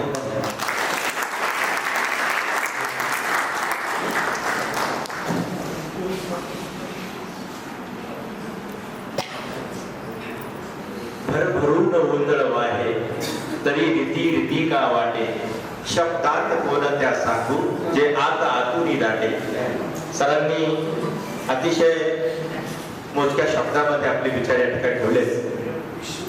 यानंतर मी या सोहळ्याचे अध्यक्ष, आघाडीचे साहित्यिक, समीक्षक, विचारवंत आणि आपल्या सर्वांचे मार्गदर्शक माननीय प्राचार्य डॉक्टर श्रीपाद सर्विस सर यांना विनंती करतो की त्यांनी आपल्याशी मन मोकळा असा संवाद साधावा. जोरदार टाळ्यांच्या गजरामध्ये त्या प्रकाराचं स्वागत करूया. आदरणीय डॉक्टर श्रीपाद सर्विस सर. वंदन करतो. या संस्थेच्या हे वातावरण प्रचंड प्रभावित आहे. अनाथ विद्यार्थ्यांच्या उद्धारासाठी कटिबद्ध झालेले ध्येयवादी अशा प्रकारच्या व्यक्तित्वानं कर्तृत्वानं वाढवलेल्या या भूमीला मी वंदन करतो. या कार्यक्रमाचे सन्माननीय पाहुणे माझे आणि सुरेश पाटलांचे अत्यंत जवळचे अशा प्रकारचे मित्र, ज्यांच्या विद्वत्तेचा, ज्यांच्या कर्तृत्वाचा, ज्यांच्या साधेपणाचा आम्हाला आणि सर्वांना प्रचंड अशा प्रकारचा अभिमान वाटावा असून नित्य नूतन विद्यापीठाचे, मराठी विद्यापीठाचे, मराठी विषयाचे, मराठी विद्वान आणि अत्यंत सक्षम अशा प्रकारचे प्रशासकीय आणि ज्ञानाच्या क्षेत्रामध्ये काम करणारे डॉक्टर अविनाश आवळगावकर,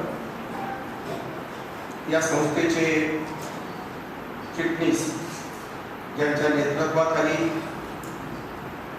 दादासाहेब आणि अण्णासाहेबांच्या एका उच्च कोटीतल्या ध्येयवादाला वारशामध्ये न्याय मिळतो आहे. या संस्थेचा प्रचंड विकास होतो आहे. अशा प्रकारचे कार्यक्षम नेतृत्व सन्माननीय संजय गुंजाळ, आताच काही कारणावर नोकर गेलेले सन्माननीय नितीनजी ठाकरे,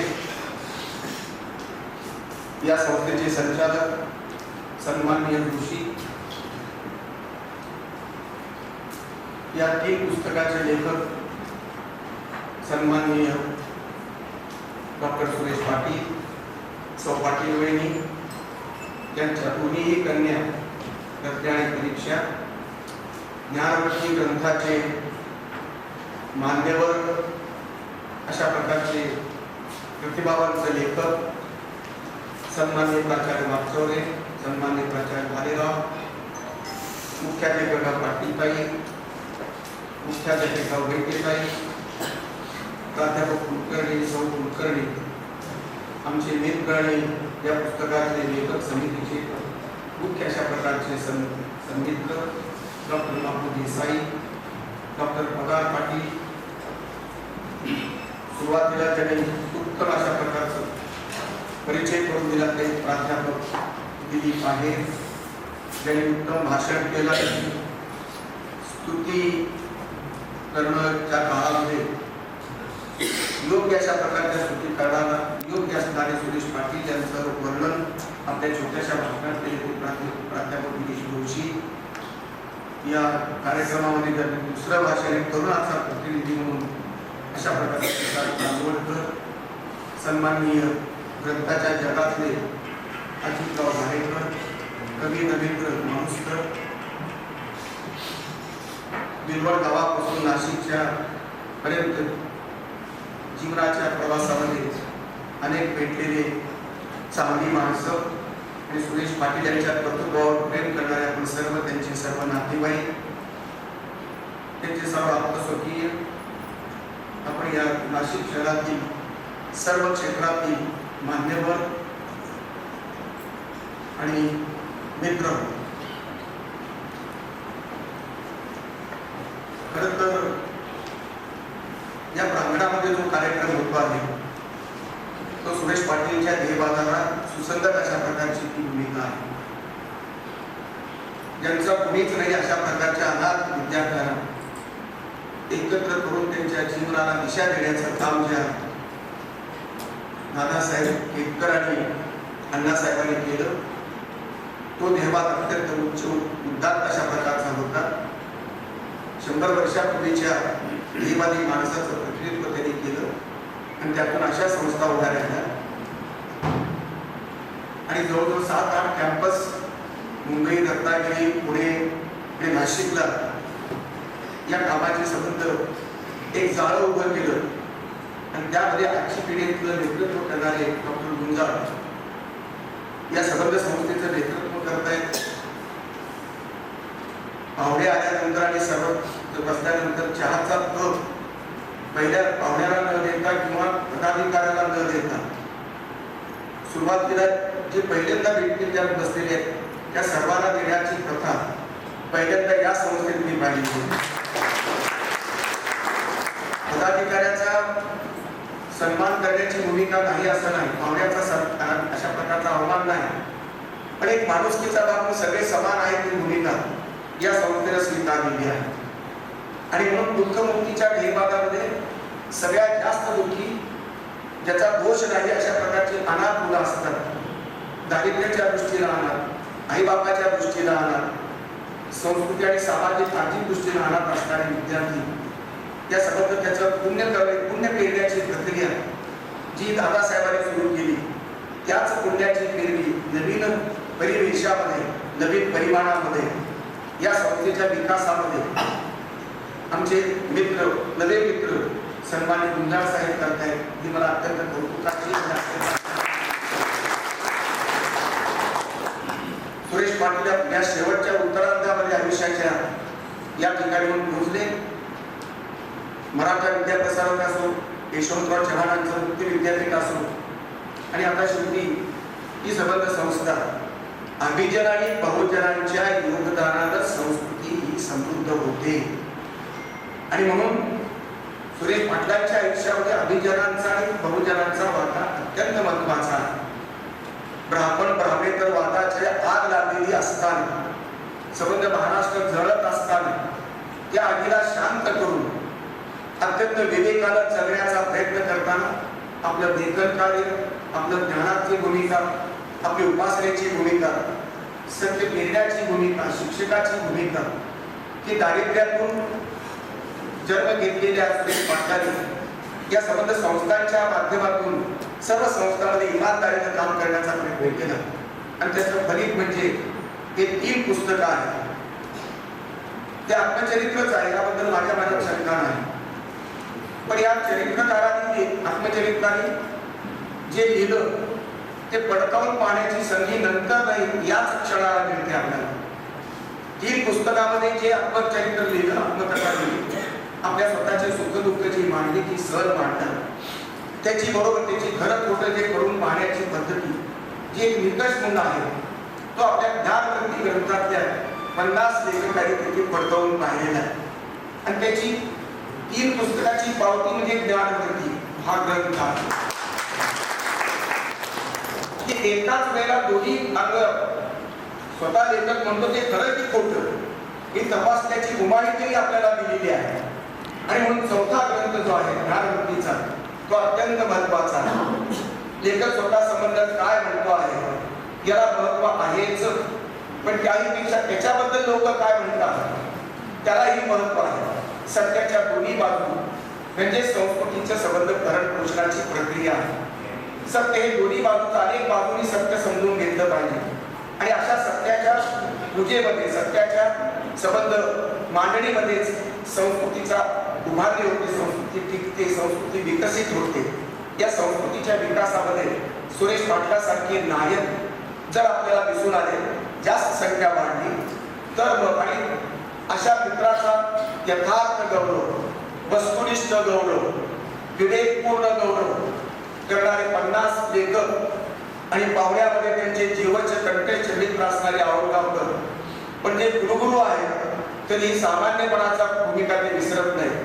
मित्राच्या दृष्टीने गुरुगुरु नाही असं म्हणणारा पहिलाच अविनाश सुरेश पाटलांची कमाई आहे. ही औरंगाबादची कमाई नाही, श्रीपाद सबनीसाची कमाई नाही. सुरेश पाटलांची जिव्हाळ्याची माणसं आहे. जिव्हाळ्याची माणसं ही सर्व समाजातली आहे. आणि म्हणूनच या संबंध संस्थेच्या या प्रांगणामध्ये हा कार्यक्रमाला सर्व अर्थाने महत्वाचा वाटतो आहे. इथे सर्व समाजातल्या लोकांचं प्रतिनिधित्व मला दिसत आहे. आणि म्हणून हा भाग नाशिकचं केंद्र हे महाराष्ट्राच्या संस्कृतीचंही महत्वाचं केंद्र आहे. कुसुमाग्रजाचं नाशिक, रामायणातल्या रामाचं नाशिक आणि आधुनिक काळातल्या वामनदादा कर्डकांचं नाशिक, शांताबाई दाढेंचं नाशिक, असे नाशिकला वेगवेगळी सांस्कृतिक परिमाण आहेत, सामाजिक परिमाण आहेत. अशा या नाशिकच्या शहरामध्ये सुरेश पाटलांचं बहुतांशी आयुष्य महत्वाच्या 3 संघटना, 3 संस्थात्मक आयुष्य जगण्याचा योग त्यांना आलेला आहे. आणि म्हणून त्यांची पाटीलकी खरं म्हणजे दारिद्र्याचा संदर्भ घेऊन येते आहे. असा महाराष्ट्रातला एकमेव अनेक हजारो पाटील आहेत की जे गरीब आहेत, जे दुःखी आहेत, जे दरिद्री जन्मसंदर्भातून उठायला आलेले.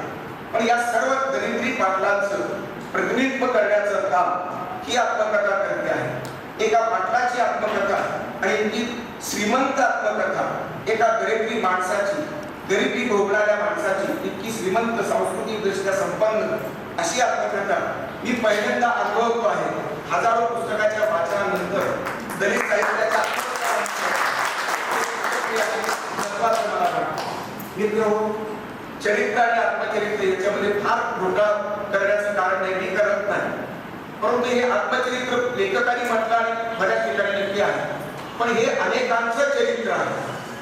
त्याच्यामध्ये विशेषतः जी सभोवतालची माणसं आहेत, ते माणसाचं माणूसपणाचं चरित्र जरी असलं तरी ते व्यक्तिगत स्वरूपामध्ये त्यांची जे संबंध ज्या ज्या लोकांशी आलेले त्यांचं ते चरित्र आहे, अंशतः चरित्र. अशा लोकांच्या आत्मचरित्राची आणि चरित्राची सरमिसळ एकाच पुस्तकातून आणि एकाच आयुष्यामध्ये करण्याचा प्रयत्न आमच्या सुरेश पाटलांनी केलेला आहे. न रडणारा पाटील, गरिबी भोगताना, अनेक प्रकारची दुःख भोगताना, आई रडते आणि मुलगा रडतो, हा विसंवाद त्याच्या आयुष्यातला एक पेच आहे. त्यांचं रडणं हे आत्मकथेच्या पानाला दिसलं नाही, वाचकाला दिसलं नाही, सौंगड्याला दिसलं नाही, पण त्यांच्या अंतःकरणातलं मात्र पाटील हा सुरेश त्याच्यातला रडत होता. त्याचं आक्रंदन हे मूक आहे, मौनातलं आहे. आणि मौनातलं आक्रंदन, मौनातला आक्रोश हा भयानक असतो. आणि म्हणूनच एक दृश्य रडणं नव्हे तर अदृश्य रडणं आहे. सबंध रडायचं तर किती, अश्रू आटल्यानंतर रडणं येत नाही, अश्रू येत नाही. म्हणून त्या माणसाला दुःख नाही असलं. दुःख म्हणजे सुरेश पाटील आणि सुरेश पाटील म्हणजे दुःख, अशी याची शोकांतिक आयुष्याची झाली.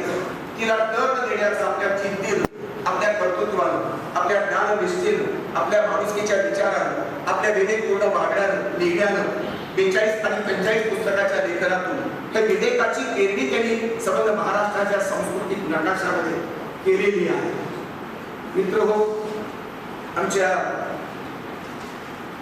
2 पुस्तकाचं तरी संदर्भ आहे. किमर आणि हेटकर नावाचं प्रतिकृतीमध्ये जन्माला आलेला माणूस आहे की दोन्ही वनस्पती या पाटलाच्या, सुरेश पाटलांचं प्रतीक आहे आणि म्हणून त्या जवळच्या वाटतात. पण त्याचं ही प्रतिमा, ही प्रतीक, हे उपमा त्यांना शोभण्यासारखी नाही. कारण हे काटेरी झाड आहे, ते औषधी झाड आहे, हे बरोबर आहे. ते प्रतिकृतीमध्ये जगतं, हे बरोबर आहे. ते अत्यंत दुर्मिळ आहे, पण सातत येत राहतं, वाढत राहतं. ऊन पावसामध्ये नक्की वाढतो, हे बरोबर आहे. सुरेश पाटील सुद्धा संघर्षाची मात करत ते जगत आहे. पण कुणालाही त्यांच्या आयुष्याचा काटा कुणालाही दिसला नाही. त्यांच्या आयुष्याची महत्वाची अशा प्रकारचं वैशिष्ट्य आहे. आणि म्हणून दुष्काळामध्ये सर्व प्रकारचा, परिस्थितीचा दुष्काळ, सुखाचा दुष्काळ, आनंदाचा दुष्काळ, पावसाचा दुष्काळ आणि संबंध माणूस नात्याच्या प्रेमाचा दुष्काळ, या दुष्काळामध्ये सुद्धा हे जगले आणि ते अभिमानानं, स्वाभिमानानं जगलेले आहे. आणि म्हणून अशा प्रकारचे हे सुरेश पाटलांचं आयुष्य अत्यंत महत्वाचं आहे. ज्या संस्थेमध्ये त्यांनी सुरुवात केली त्या संस्थेचे विद्यमान नेतृत्व ॲडव्होकेट नितीन ठाकरे सारखी माणसं, वकील संघाचं नेतृत्व करणारा माणूस, एका भयंकर अशा प्रकारच्या म्हणजे सर्व अर्थात जाळ्या पसरलेल्या मराठा विद्याप्रसारक संस्थेचा सरचिटणीस 2 मिनिटाच्या भाषणामध्ये माझं लक्ष वेधून गेलं. प्रचंड महत्वाचं भाषण त्यांनी केलं. कारण त्यामध्ये एक वाक्य त्यांचं महत्वाचं ठरलं. ते या संस्थेचं नेतृत्व करतायत, वकील संघाचं नेतृत्व करतायत. सुरेश पाटलांपेक्षा वयाला कदाचित मोठे आहे, पण सुरेश पाटलाचं मी मार्गदर्शन घेतलं हे सांगण्याचं फारच ठाकरेंनी केलं. आणि म्हणूनच त्यांचं भाषणही मला अपील झालं, त्यांचं व्यक्तिमत्व अपील झालं.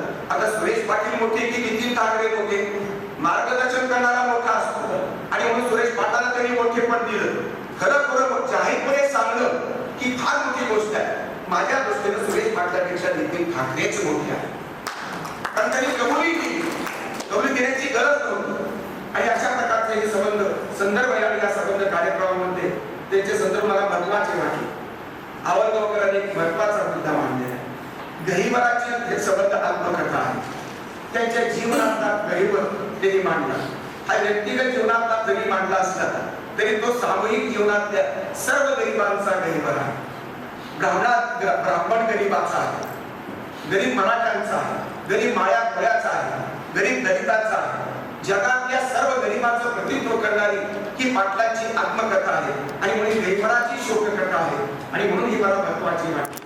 मित्र हो, दुःख आणि साहित्याचं नातं जवळचं आहे आणि म्हणूनच हे संबंध त्याचं साहित्यातला हा जो गहिवर आलेला त्याच्या शब्दातून जाणवतो तो महत्वाचा आहे. या संबंध पातळीवरती विचार करताना त्याच्या ही संबंध भोवतालची माणसं त्यांनी टिपली ते काही अर्थात आत्मकथा नक्कीच आहे. कारण ती माणसं त्यांच्या आयुष्यातली माणसं आहेत. तटस्थपणे लिहिलं जरी असलं तरी माणसं जिव्हाळ्याची की माणसं खास त्यांची आहे.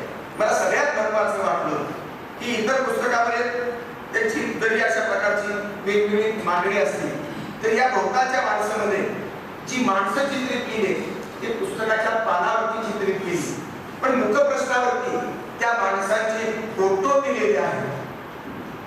ते फोटो त्यांच्या मनाच्या सच्चेपणाचं. याच्यामध्ये सामान्य असामान्य आहे, याच्यामध्ये कुलगुरू आहे, याच्यामध्ये शेतकरी आहे, याच्यात नातेवाईक आहे, याच्यात त्यांचे शहरी आहे, ग्रामीण आहे. सर्व दंगाचं निरस करणारा अशा प्रकारच्या लेखणीतून साकारलेलं हे पुस्तक आहे. आणि त्याच्या पुस्तकातली संबंध ललित रम्य अशा प्रकारची भाषा आहे, वैचारिक अशा प्रकारची सूत्र ही मला अत्यंत प्रभावित करून गेलेली आहे. त्यांची वाक्य अशी पुस्तकातली पण पोटाची आग पोरा टेकवर आणून ओढून आणायची. दुसरं नाहीतर माकडाचे पोट सिंहाचा छावा व्हायचा प्रयत्न करीत होते. माझे आयुष्य म्हणजे स्टेरिंग नसलेली मोटार झाली होती. काय वर्णन, स्टेरिंगच नाही मोटारला, जीवनाला स्टेरिंग नव्हतं. का कुणाच ठाऊक पण माझे कागदाशी नाते जुळले होते. माझे हृदय रेल्वे इंजिन प्रमाणे धडधडत होते. आईने लावलेली विशेषणे माझ्या आयुष्याची आभूषणे ठरली. सुंदर नाट्यपूर्ण भाषा, साहित्यपूर्ण भाषा आणि मुख्य म्हणजे या भाषेचा गुण सच्चेपणा, अनुभवाची धग या प्रत्येक वाक्यामध्ये आहे. आणि म्हणूनच मला दुसरे पुस्तक मित्र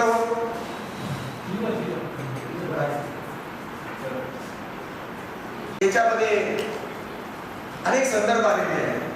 दारिद्र्याचे संदर्भ महत्वाचे वाटतात. त्यामध्ये लग्नाच्या नदीबद्दल एक प्रसंग अत्यंत काही संकटातून वाचत होताना असे काही नाट्यपूर्ण प्रसंग आहे.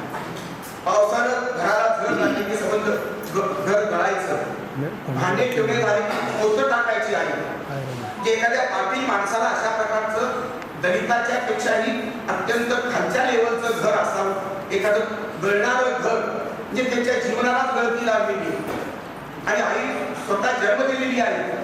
बापाला गिळणारा म्हणून त्याला दुसऱ्या देतो. त्याचा दोष काय, बापाने जन्माला घातलं आणि तो जन्माला पूर्वीच मरण पावला. त्याच्यात सुरेश पाटलाचा दोष नव्हता. असा दोष नसताना सुद्धा आई दोष देते. ते अज्ञान आहे एका अर्थाचं. पण आई ही आई आहे. आईचा आणि मुलाचा प्रेम आणि पेच या दोघांचा अत्यंत मला नाट्य जबरदस्त वाटतं.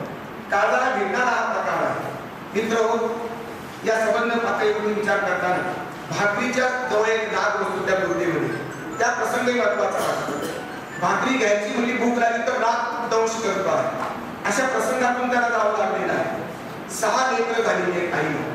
6 भावंडांचं मोठेपण करा. एक विधवा स्त्री कसं मोठेपण तिचं करू शकते, पालनपोषण करण्याची जबाबदारी, दिलखोरचा संबंध, आयुष्य, दारिद्र्य हे संबंध वर्णन करताना गुळाचा चहा आणि बाजरीची भाकर 12 महिने अशा प्रकारचं दारिद्र्य मला आतापर्यंत फक्त दलित कथा आत्मकथनामध्ये पाहिजे. एका पाटलाच्या आत्मकथनामध्ये हे संदर्भाला जे पाटील आहे पण पाटीलकी नाही, पाटील असून पाटीलकी नसलेला अशा प्रकारचा पहिला पाटील महाराष्ट्रात अनुभवला. त्यांच्या संबंध सोसण्यात दुःखाला कितीच असावा याचा मला सीमा नाही. त्याचबरोबर दंड भरताना माझ्या आयुष्याची ती जोडण करत होती की काय, असाही शुद्ध प्रयोग केला. हे वाक्य काळजाला भिडतातच. आवडगावकरांनी म्हटल्याप्रमाणे काळजाला भिडता ही आत्मकथा आहे. आणि म्हणूनच दलितापेक्षाही अत्यंत गुणाकारात वाटलेलं दुःख सुरेश पाटलांनी भोगलेलं आहे. 25 वर्षाच्या पूर्वीचं शर्ट आणि पॅन्ट आजही ते घालतात. पाठीमागे चड्डीवरती संबंध फाटलेला असताना ठिगळ जोडणारी आहे, अशा प्रकारची आहे. आणि ठिगळाने जोडलेलं आयुष्य या माणसानं जगलेलं आहे. त्याचबरोबर पोळ्याच्या बैलाचं त्यांनी वर्णन केलं, गाय बैलाचं बैलाचं वर्णन केलं. जी या माणसाचा जिव्हाळा सर्वव्यापी आहे. वनस्पतीवर आहे, मातीवर आहे, शेतामध्ये अल्पकोधारक पाठी, त्याला कसले पाठी की म्हणायचे.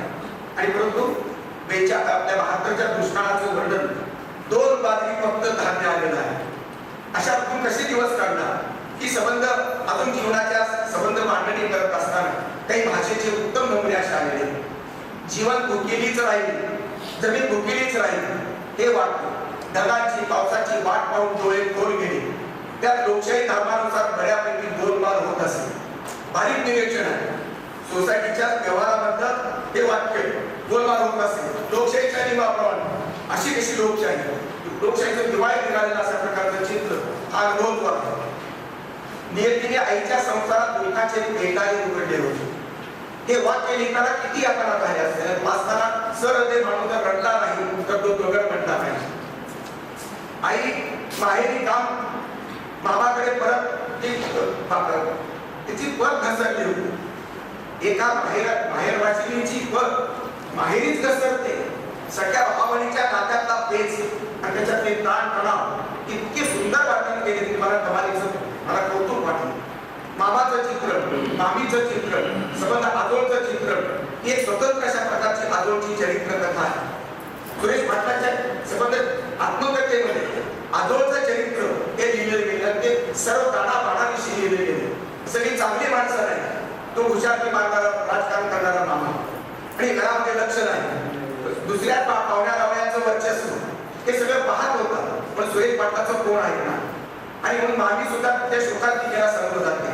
पाटलाच्या घरातल्या बायका किती शोकात अशा प्रकारचं जीवन जगतात याचं एक सुंदर वर्णन त्यांनी त्या ठिकाणी केलेलं आहे. अण्णा मावशीनं उष्टा केलेला अपघात, या माणसानं मावशीचा प्रेम फेकून दिलं आणि उष्टा अपघात फेकून दिला, असा एक प्रसंग आहे. हा स्वाभिमान लहानपणा तेवढा स्वाभिमानी आहे तर मोठेपणी किती स्वाभिमानी असेल. पण स्वाभिमानाचं गर्वाचं ते रूप धारण करत नाही. आणि म्हणून त्यांच्या आईचं तत्वज्ञान मला फार महत्वाचं नाही. ज्याचं त्याचं नशिबाला राहतं. नशिबाचा हवाला देणार किती आहे. भोगल्यातून दुसरं काय निर्माण होणार. आणि म्हणून हे आत्मकथन अत्यंत हिवरचं सुद्धा स्वरूप अशा प्रकारचं आहे. ही कृतज्ञतेची सत्यकथा आहे. सर्व माणसांबद्दलची, आईबद्दलची, पण आईचे दोष सुद्धा या माणसानं दाखवले. आईच्या संबंध ज्या वाईट प्रवृत्ती चुकीच्या असतील त्याचंही दर्शन त्या ठिकाणी घडतं. आईचं मूल्यमापन करणं हे फार कठीण गोष्ट आहे. एका मुलाला सुद्धा ते करणं जमत नाही. पण या मुलानं प्रेम बाजूला ठेवलं, वात्सल्य बाजूला ठेवलं, वात्सल्य स्वीकारलं, वात्सल्य पचवून त्याची अत्यंत कडक अशा प्रकारची मूल्यमापनाची पद्धती त्या ठिकाणी उपजतच आहे. आणि मग मूल्यमापनाचा विभाग राहो की न राहो विद्यापीठापर्यंत तो जाऊन पोहोचला. त्याचं कारण हे आहे की आपल्या आईची समीक्षा, मामाची समीक्षा, आजोळची समीक्षा, आपल्या मित्रांची समीक्षा, आपल्या काय आरबी पाटलांची समीक्षा, अशा समीक्षेचा विचार मूल्यमापनात्मक विचार त्यांनी मांडला. बिलकोट, मालेगाव अशा प्रकारचे संबंध परिसर हे करत असताना या माणसानं नाशिकचा परिसराचा अनुबंध, वेगवेगळ्या रत्नागिरीपर्यंत माणूस जाऊन आलेला, या सर्वांचा निसर्गाचा अनुबंध त्यांनी जपलेला आहे. दुर्दैवी बालकाचे संदर्भ या आत्मकथेमध्ये काळजाला भेटतात. सॉफ्ट टार्गेट म्हणून त्यांचं सगळ्यांकडेच अशा प्रकारचं वर्णन केलं जायचं आणि सावधपणे वागलं पाहिजे हे त्यातून शिकलेलं अशा प्रकारचं तत्वज्ञान आहे. आपण सावधपणे जगलं पाहिजे. बापाला गिरणारा अशा प्रकारचं बोध या आईच्या शिव्या तिच्या लागल्या, पण शिव्या या बोध्याच्या रूपामध्ये स्वीकारल्या आणि हा कलम झाला. हा एका अर्थाने बेशरम झाला. पण तो बेशरम म्हणजे कलम होणं, बेशरम म्हणजे सोचणं. सोचण्याची कमाल मर्यादा त्यांनी त्या ठिकाणी फार काढलेली आहे. कारण आईच्या शिव्या ते सोचून त्यांनी जीवनाचं तत्वज्ञान स्वीकारलं. जीवनाचं शहाणपण त्याच्यातूनच त्याला आलं. आणि म्हणून करपलेलं बालपण भोगलेला हा माणूस जगातल्या सर्व करपलेल्या बालकांचा प्रतिनिधित्व आहे. मामाकडून दुष्ट केले जायचे आणि आईला खरं वाटायचं. हा पेच किती जवळचा सख्खा मामा आहे, तो दूषणा द्यायचा आणि आईला तिच्या प्रेमाच्या पलीकडे भावाचं आणि बहिणीचं नातं असल्यामुळे त्याला ती खरं वाटायचं. या पेचातून मार्ग कसा काढला असेल, त्यावेळेस सुरेश पाटलांच्या मनाची अवस्था काय असेल. लहानपणात सर्वांच लहानपण आहे, मन संवेदनशील आहे. अशा प्रकारच्या कोवळ्या अंतःकरणाला पेच किती निर्माण झाला, ताण किती पडला. आईचाच दोष निर्माण झाला. दोष नसतात ऑटिंगला जाण्याचा आग्रह मामा करायचा, आई सुद्धा त्याला बेवरमध्ये होती आणि याला मात्र नकार व्हायचा. जे जमत नाही ते कशाला करायचं. अशा प्रकारचे अनेक गोष्टींचा संदर्भ या ठिकाणी आहे. डॉक्टर पवार, डॉक्टर बरगले अशा चांगल्या माणसांचा खजिना पाटलांच्या अंतःकरणामध्ये आहे. मदत करणाऱ्या माणसाबद्दल अत्यंत माणूस कृतज्ञ आहे. अर्जुन आप्पा, पक्काअण्णा, माधव बापू आणि नांदगावच्या रेक्टर असणाऱ्या जाधवाने केलेली मदत आजही तो आठवण करतो आहे. त्याचं ऋण व्यक्त करतोय. कधी काही 30 वर्ष 40 वर्षापूर्वी केलेली मदत आज तो आठवणीने लिहितो आहे. हे शब्द लिहिताना त्या माणसाला किती समाधान वाटलं असेल. ऋणात व्यक्त करण्याचं आज कृतज्ञता दुष्पार झालेली आहे. कृतज्ञ झाली माणसं, माणुसकीला पारखी झाली माणसं, नाती पारखी झाली. पण हा माणूस माणुसकी जपतो, विश्वास जपतो. दुर्बलतेचा आग्रह जिव्हाळ्याने करणारी माणसं, या संबंध त्याचं विश्व आहे सायकड्याचं विश्व त्यांनी ते वर्णन केले. जी माणसं गुणाचं वर्णन करतात, जी गुणाच्या प्रेरणा देतात, त्यांचं कौतुक करतो आहे. आणि म्हणून मीराताई आपल्या मीराताईच्या आमच्या बहिणीच्या चरित्राच्या लेखनामध्ये चित्राचं लेखन करताना या माणसाला जीव होत नाही. फार कमी वर्णन केलेलं आहे, फार उठू गेलेलं प्रेम नाही. पण या प्रेमाला मर्यादा संयमित अशा प्रकारचं प्रेमानं व्यक्त करत असताना त्यांनी त्याचं वर्णन केलेलं आहे. मानसिक आंदोलन त्याच्यात टिपलेली आहे. नवरा बायकोच्या सुख दुःखाच्या प्रसंगाची तो पेच आमच्या अविनाश औरंगकरांनी जो सांगितला, आई आणि सून आणि सासूचा जो पेच आहे त्याच्यातला संबंध सापडलेला नव्हता. बायको एकीकडे आणि आपली आई एकीकडे, त्याच्यामध्ये आईकडे चुकतं माप न देता बायकोकडे चुकतं माप देता विवेकाचा विचार करून त्याच्या दृष्टीने आपल्या मनात निर्णय घेण्याची प्रक्रिया या माणसाने त्या ठिकाणी अवलंबण्यास आपल्याला दिसतं. पण कामगारीमध्ये त्यांचा आपल्याला कसा उमटलेला दिसतो. प्रवृत्ती आणि रंगरूपाचं माणसाच्या प्रवृत्तीचं त्यांनी लक्ष दिले, रंगरूपाचं वर्णन केले. सामान्यांचा भोतावळा त्यांचा जिव्हाळ्याचा विषय. सामान्य माणसालाही कधी प्रेम केलं आणि असामान्य माणसालाही कधी पेरून धरलं. स्वभाव धर्म अगदी निवडी सुद्धा त्यांनी चरित्रामध्ये अंशतः चरित्र त्याचं निर्माण झालं. आणि म्हणून डाळ्या फळ्या पिकणारा भोई बाबा त्याला अजून आठवतो. स्पष्ट बोलणारा माधू बाबा, भावना शिवणारा लुभार बाबा किंवा भावबंदीत मत असणारे कीर्तनकार चुडामणा बाबा, लहान मुलासाठी भेदभाव न करता स्वतःच्या मुलावर हात उगारणारी गुलाम आहे. किती सामान्य माणसं आहे, पण त्यांचा कोणता गुण त्याला आवडला तो त्याच्यात वर्णन केलेला आहे.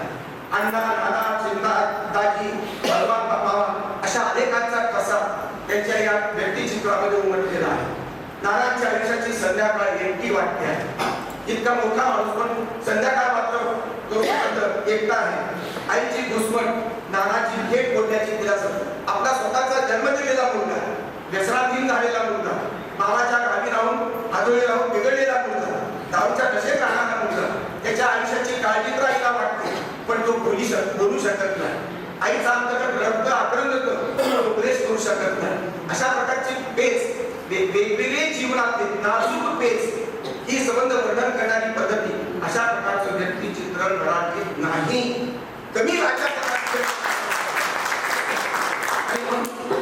आत्मचरित्राच्या संदर्भामध्ये, एकूण व्यक्तिचित्रणाच्या संदर्भामध्ये अत्यंत महत्वाची अशा प्रकारची भूमिका या ठिकाणी मांडताना मला अनेक प्रकारचे तिथे गोष्टी घडलेल्या. जे 4थं पुस्तक आहे ते तिघांचं तर नक्की लेखन यांनीच केलं.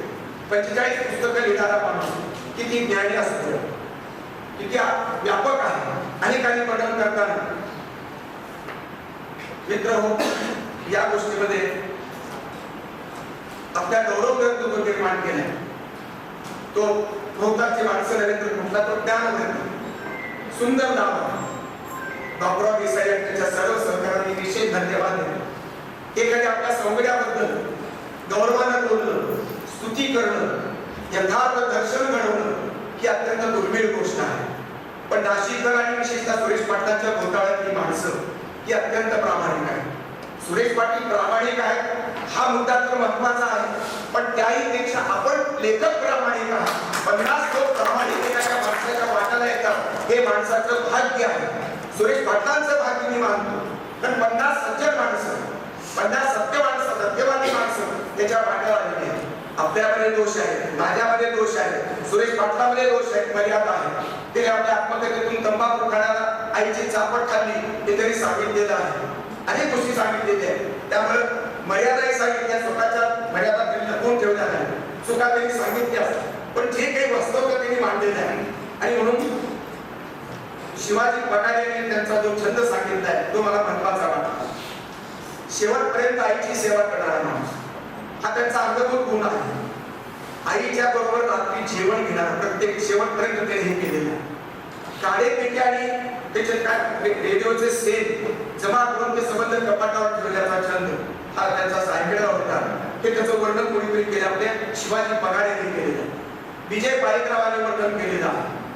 तुमचे आपले जे निलिमा सावंत यांनी त्यांच्या ग्रंथाचा परामर्श घेतलेला आहे. श्रमनिष्ठा, सत्यनिष्ठा आणि मात्रनिष्ठा या 3 निष्ठाचा सुंदर अशा प्रकारचा संगम सुरेश पाटलांच्या ग्रंथामध्ये आहे. कारण तो जीवनामध्ये आहे आणि जीवनामध्ये असण्याला फार महत्व आहे. प्रज्ञाताई पाटील यांची कन्या इतकं सुंदर अशा प्रकारचं त्यांनी आपल्या बापाबद्दल लिहिलं. शैक्षणिक म्हणून आत्मकथा त्यांनी मांडलेली आहे. त्यांच्या चरित्रामध्ये शिक्षणाचा धडपड ती मांडली. संसाराचं सम्यक चित्र त्यांनी मांडलं. आपल्या आई वडिलांचं लहानपणापासून केलं जे चित्र रेखाटलं, जे अनुभव पाहिलं ते सगळं त्यांनी मांडण्याचा प्रयत्न केला. व्यक्ती गुण अवगुण व्यक्तीमध्ये असतात हे सुरेश पाटलांचं तत्वज्ञान. पण मुलीने मात्र आपल्या बापातले गुण शोधले आणि गुणांची बेरीज त्यांनी त्या ठिकाणी मांडण्याचा प्रयत्न केला. बाप गुणाचीच मूर्ती असं म्हटलं तिनं. त्याचबरोबर या संबंध प्रकारामध्ये कमीपणा कामात कुठलाही कमीपणा नसतो. ही जी शिकवण आहे ती शिकवण कदाचित त्याच्या आईपासून आलेली. त्यांचं साहित्य लेखन एवढं ते झालं, त्याचं मूळ त्याची आई आईराणी डोळ्या राहायची. त्या ओळीमध्ये गुणगुणित शोधलेले आणि म्हणून आपले प्राध्यापक काळू चव्हाण जडणघडण ही संबंध त्याच्या आईकडून झालेली आहे आणि म्हणून तरुण पराठी त्यांनी घेऊ शकलेली आहे. त्याचबरोबर पत्नीच्या आणि सुकन्याच्या संदर्भात त्यांचं संसार चित्र समाधानी अशा प्रकारचं चित्र त्यांनी भेटलं. डॉक्टर किशोर चव्हाण यांनी साहित्याची नाव शोधत असताना आईच्या गोव्याकडे आठवतात आणि आईराणी गोव्याकडे त्यांनी ते श्रेय दिलेलं आहे. चंद्रकांत देवरे यांनी नवीन नातेसंबंधाच्या संदर्भातले संबंध भूताळा या ठिकाणी जमा केले. बापूराव देसाई त्यांच्या अडचणीमध्ये मित्राला मदत करण्याची त्यांची जी प्रवृत्ती आहे तिचा गौरव केलेला आहे. बापूराव कोणत्या अडचणीत पडले सापडले मला माहिती नाही. अशोक गाडेकर निगर्वी अशा प्रकारच्या सुरेश पाटलांचं त्यांनी वर्णन केलेलं आहे. त्याचबरोबर इतर कार्य सहकार्य करण्याची भूमिका आहे. तुमच्या गायकवाडाने आठवणीला उजाळा दिला, अनेक आठवणी त्यांच्या सांगितले. प्राचार्य गवळी यांनी त्यांची पाटीलकी नसलेला पाटील अशा प्रकारचं वर्णन केलेलं आहे. अशोक धावरे यांनी माझी मंदिरे हा त्यांचा लेख आहे, मी वाचला नाही पण अत्यंत महत्वाचा त्यांनी त्या मंदिराचा लेखाचा गौरव केलेला आहे. प्राध्यापक बाबा जाधव यांनी त्यांच्या जिद्दी आणि काबूस वृत्तीचा आणि कर्तृत्वाचा अनेक रेखाटलेला आहे. मला वाटतं गिरीश जोशी असलेली ज्ञानवृत्ती म्हणून त्यांचा गौरव केला. त्यांनी भाषणातून या ठिकाणी सांगितले. प्राध्यापक मनगटे आणि विकसित त्यांच्या सहवासात राहून त्यांचा विकास झाला मनगटेंचा, हे श्रेय त्यांनी सुरेश पाटलांच्या गुरुपणाला दिलेला आहे. लुभान निगम यांनी डाव बागा म्हणून मास्तर असं त्यांची ख्याती आणि त्यांचा लौकिक त्या ठिकाणी पसरला. सबंध आईची सेवा करणारा एक प्रतस्थ अशा प्रकारचा माणूस म्हणून त्यांचा गौरव केलेला आहे. मित्र हो, प्राचार्य अहिरे यांनी शैक्षणिक धडपडीचं वर्णन केलेलं आहे आणि आदर्श पुरस्कारापर्यंत जाऊन पोहोचलेला माणूस स्वतः मात्र आदर्श स्वतःला मानत नाही. ही विनम्रता त्यांच्याकडे सांगितलेली. दिलीप आहेर यांनी शांत आणि अत्यंत समंजस भूमिकेचं त्यांचं वर्णन केलेलं आहे. ग्रंथालयाच्या बाबतीमध्ये व्याख्यानाचं मानधन न घेणारा माणूस, ग्रंथावर प्रेम करणारा माणूस, अशा प्रकारचं त्यांचं वर्णन केलेलं आहे. डॉक्टर आहेर यांनी त्यांची स्वयंपाक कला ही फार उत्तम असं सांगितलं. जे वहिनीला हे सुख असलं पाहिजे, स्वयंपाक नक्कीच करत असले पाहिजे. डॉक्टर बल्लाळ यांनी विद्यापीठातल्या योगदानाबद्दल त्यांचं गुणवर्णन केलेलं आहे. अशोक बदाणे यांनी पुस्तकाची नोंद घेतलेली आहे आणि शैक्षणिक प्रकल्पाची त्यांनी आधीच त्या ठिकाणी मांडली. प्राध्यापक भागवत यांनी स्नेहबंधातील अनुभव त्यांनी मांडलेले आहे. त्याचबरोबर पत्नी गौरवाच्या संदर्भात 7 संगत जी पत्नीने त्याला मीरा यांनी त्याला साथ दिली तिचाही गौरव मुख्य कंठन या ठिकाणी प्राध्यापक भागवतांनी केलेला आहे. डॉक्टर भालेरावांनी मात्र प्रेम पुत्र प्रेम या दोघांची जॉईंट अशा प्रकारची ही कथा सांगितली. मुलाचंही आईवर प्रेम आणि आईचं प्रेम त्याच्यातले पेच जरी नसले तरी डोबळ मानत या अशा प्रकारच्या ऐतिहासिक प्रेमाची ही संबंध कथा त्यांनी मांडलेली आहे. प्राध्यापक भोकल त्यांनी ललित लेखनाचा त्यांचा गौरव केलेला आहे. व्यक्तिरेखा नमुनेदार असल्याचं त्यांनी सांगितलेलं आहे. अशा प्रकारचे चित्र या संबंध 4 पुस्तकाच्या संदर्भातलं आकलन मी मांडण्याचा प्रयत्न केला. आपल्या मीराबाईचं कौतुक विशेष न केलं परंतु या ठिकाणी सुप्त अशा प्रकारच्या मौनातून त्यांनी तिथं वर्णन केलेलं आहे. त्याच्या 7 संगत मला सगळ्यांचे लेख दिसते पण मीराबाईचा लेख नाही त्याच्यामध्ये. हे का बरं नाही? का नाही कुठलेला आहे का? ज्ञानवर्तीमध्ये आहे, ज्ञानवर्तीमध्ये आहे. बरा वेळा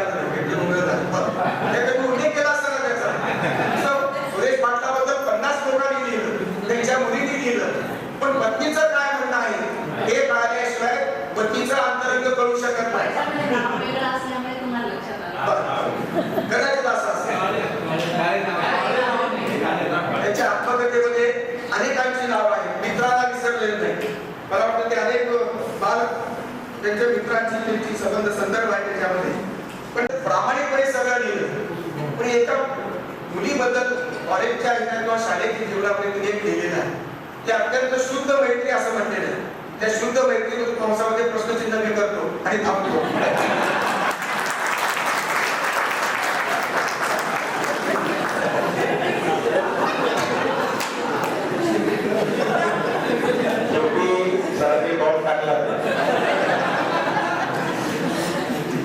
असो कुणी असो लखपती, कुणी असो करोडपती, कुणी असो लखपती, कुणी असो करोडपती, सरांनी मात्र जपली त्यांच्या शब्दांची श्रीमंती. ही शब्दांची श्रीमंती या दोन्ही वक्त्यांनी औरंगाबाद सर आणि सबनीस सरांनी आपल्या समोर पेश केली आहे. ही श्रीमंती खऱ्या अर्थानं आपल्या सर्वांना समृद्ध करणारी आहे. आणि आज खरोखर आपल्या संस्थेचं भाग्य आहे आणि आपल्या संस्थेचे पदाधिकारी गुंजाळ सर असतील, जोशी सर असतील किंवा इथं सर्व बसलेले आहेत मान्यवर असतील, या सर्वांनी मी कार्यक्रम सुरू होण्याच्या आधी सांगितलं होतं की आपल्याला फार वैचारिक पैलू ऐकायला मिळाले आणि खरोखर या दोघांनी आपल्याला तृप्त केलेलं आहे. त्यांनी जरी तृप्त केलं असलं तरी आपल्याला अजून पोटाने तृप्त व्हायचं आहे. मन तृप्त झालंय आपलं. आता आपण स्नेह भोजनासाठी या ठिकाणी आभारानंतर कार्यक्रम स्थळाच्या पायऱ्या उतरताना समोर कॅन्टीन आहे, त्या ठिकाणी आपल्याला स्नेह भोजनाची व्यवस्था केली आहे. आपण सर्वांनी स्नेह भोजन केल्याशिवाय कुणीही जाऊ नये, अंडरलाईन आहे. प्रत्येकाने स्नेह भोजन घ्यावं ही विनंती आहे. यानंतर मी आभारासाठी पुन्हा आमचे ज्येष्ठ मित्र प्राध्यापक दिलीप आहेर सरांना विनंती करतो की त्यांनी आभाराचा अतिशय गोड कार्यक्रम मोजक्या शब्दांमध्ये संपन्न करावा. आहेर सर.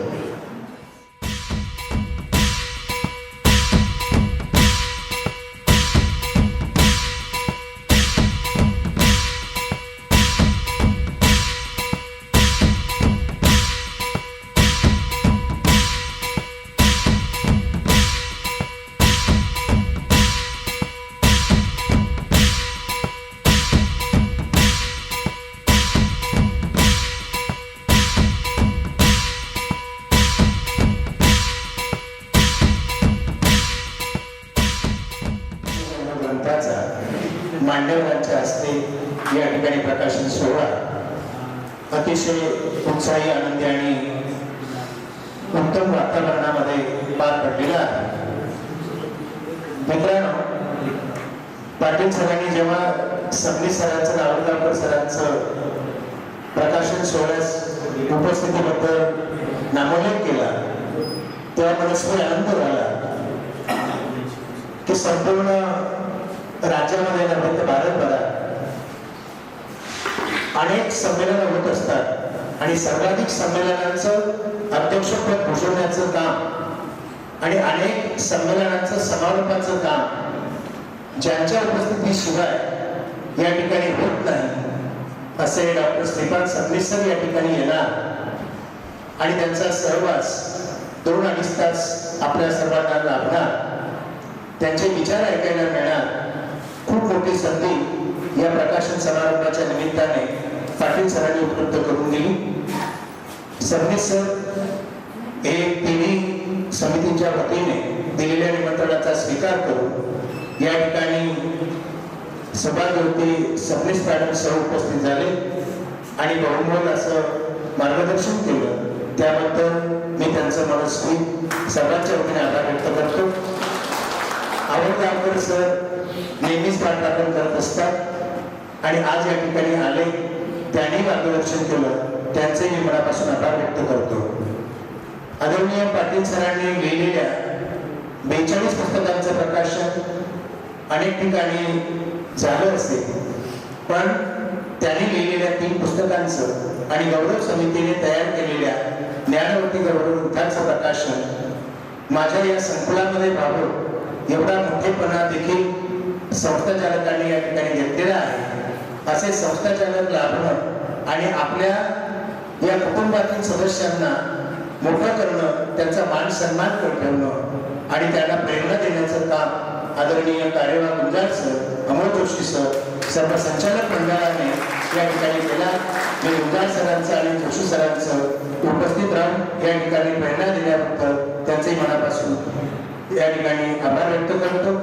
याचबरोबर प्रज्ञा प्रकाशन त्या मीरा काळे पाटील असतील किंवा समितीच्या सर्व सदस्यांनी अतिशय मेहनतीने हा ग्रंथ या ठिकाणी तयार केलेला आहे, त्यांचे मी मनापासून आभार व्यक्त करतो. पुणे विद्यार्थीगृहाच्या इंजिनिअरिंग कॉलेजचे प्राचार्य मनोज भालेराव सर, वरिष्ठ महाविद्यालयाचे प्राचार्य डॉक्टर संजय वागचौरे सर, हायस्कूलच्या प्राचार्य भारती पाटील, प्रतिमा वैद्य, मनीषा सटे मॅडम आणि संपूर्ण कुटुंबातील सर्व सदस्यांचं मी मनापासून स्वागत करतो, आभार व्यक्त करतो. आणि या गौरव ग्रंथ समितीच्या सदस्यांसह, लेखकांसह, पाटील सरांचे आप्तस्वकीय, नातेवाईक मंडळी आणि ग्रंथप्रेमी या ठिकाणी उपस्थित झाले, त्याबद्दल त्यांचेही मी मनापासून आभार व्यक्त करतो. विशेष म्हणजे आदरणीय सरांच्या मार्गदर्शनाखाली आमच्या बीएड महाविद्यालयातील सर्व प्राध्यापकांनी, सेवक वृंदाने हा कार्यक्रम डोक्यावर घेतला होता आणि अतिशय सुंदरपणे आणि चांगल्या पद्धतीने तो या ठिकाणी सादर केलेला आहे, त्यामुळे त्यांचेही मी मनापासून आभार व्यक्त करतो. त्याचबरोबर आमचे मालुंजकर सर बीएड महाविद्यालयात एका कार्यक्रमाच्या निमित्ताने आले आणि आम्हाला सगळ्यांना मनमोहून टाकलं आणि त्यांनी सूत्रसंचालन करावं अशी त्या ठिकाणी आम्ही प्रार्थना केली आणि ते आले आणि अतिशय रोगट सूत्रसंचालन केलं, त्याबद्दल मी त्यांचेही मनापासून आभार व्यक्त करतो. या महाविद्यालयाच्या आणि या प्रांगणामध्ये ज्या ज्या सेवकांनी हा कार्यक्रम यशस्वी करण्यासाठी कळत न कळत अतिशय चांगल्या पद्धतीने मनापासून मोलाचं सहकार्य केलं, त्याबद्दल त्या सर्व घटकांचं मी मनापासून आभार व्यक्त करतो. फोटोग्राफर, छायाचित्रकार, पत्रकार बंधू भगिनी या सर्वांचंही मी मनापासून आभार व्यक्त करतो. आणि आता या कार्यक्रम अध्यक्षांच्या परवानगीने संपला असं जाहीर करून सर्वांनी स्नेहभोजनाचा आस्वाद घ्यावा अशी संयोजकांच्या वतीने विनंती करतो. धन्यवाद. फक्त सर्व मान्यवरांच्या सोबत आधी सर्व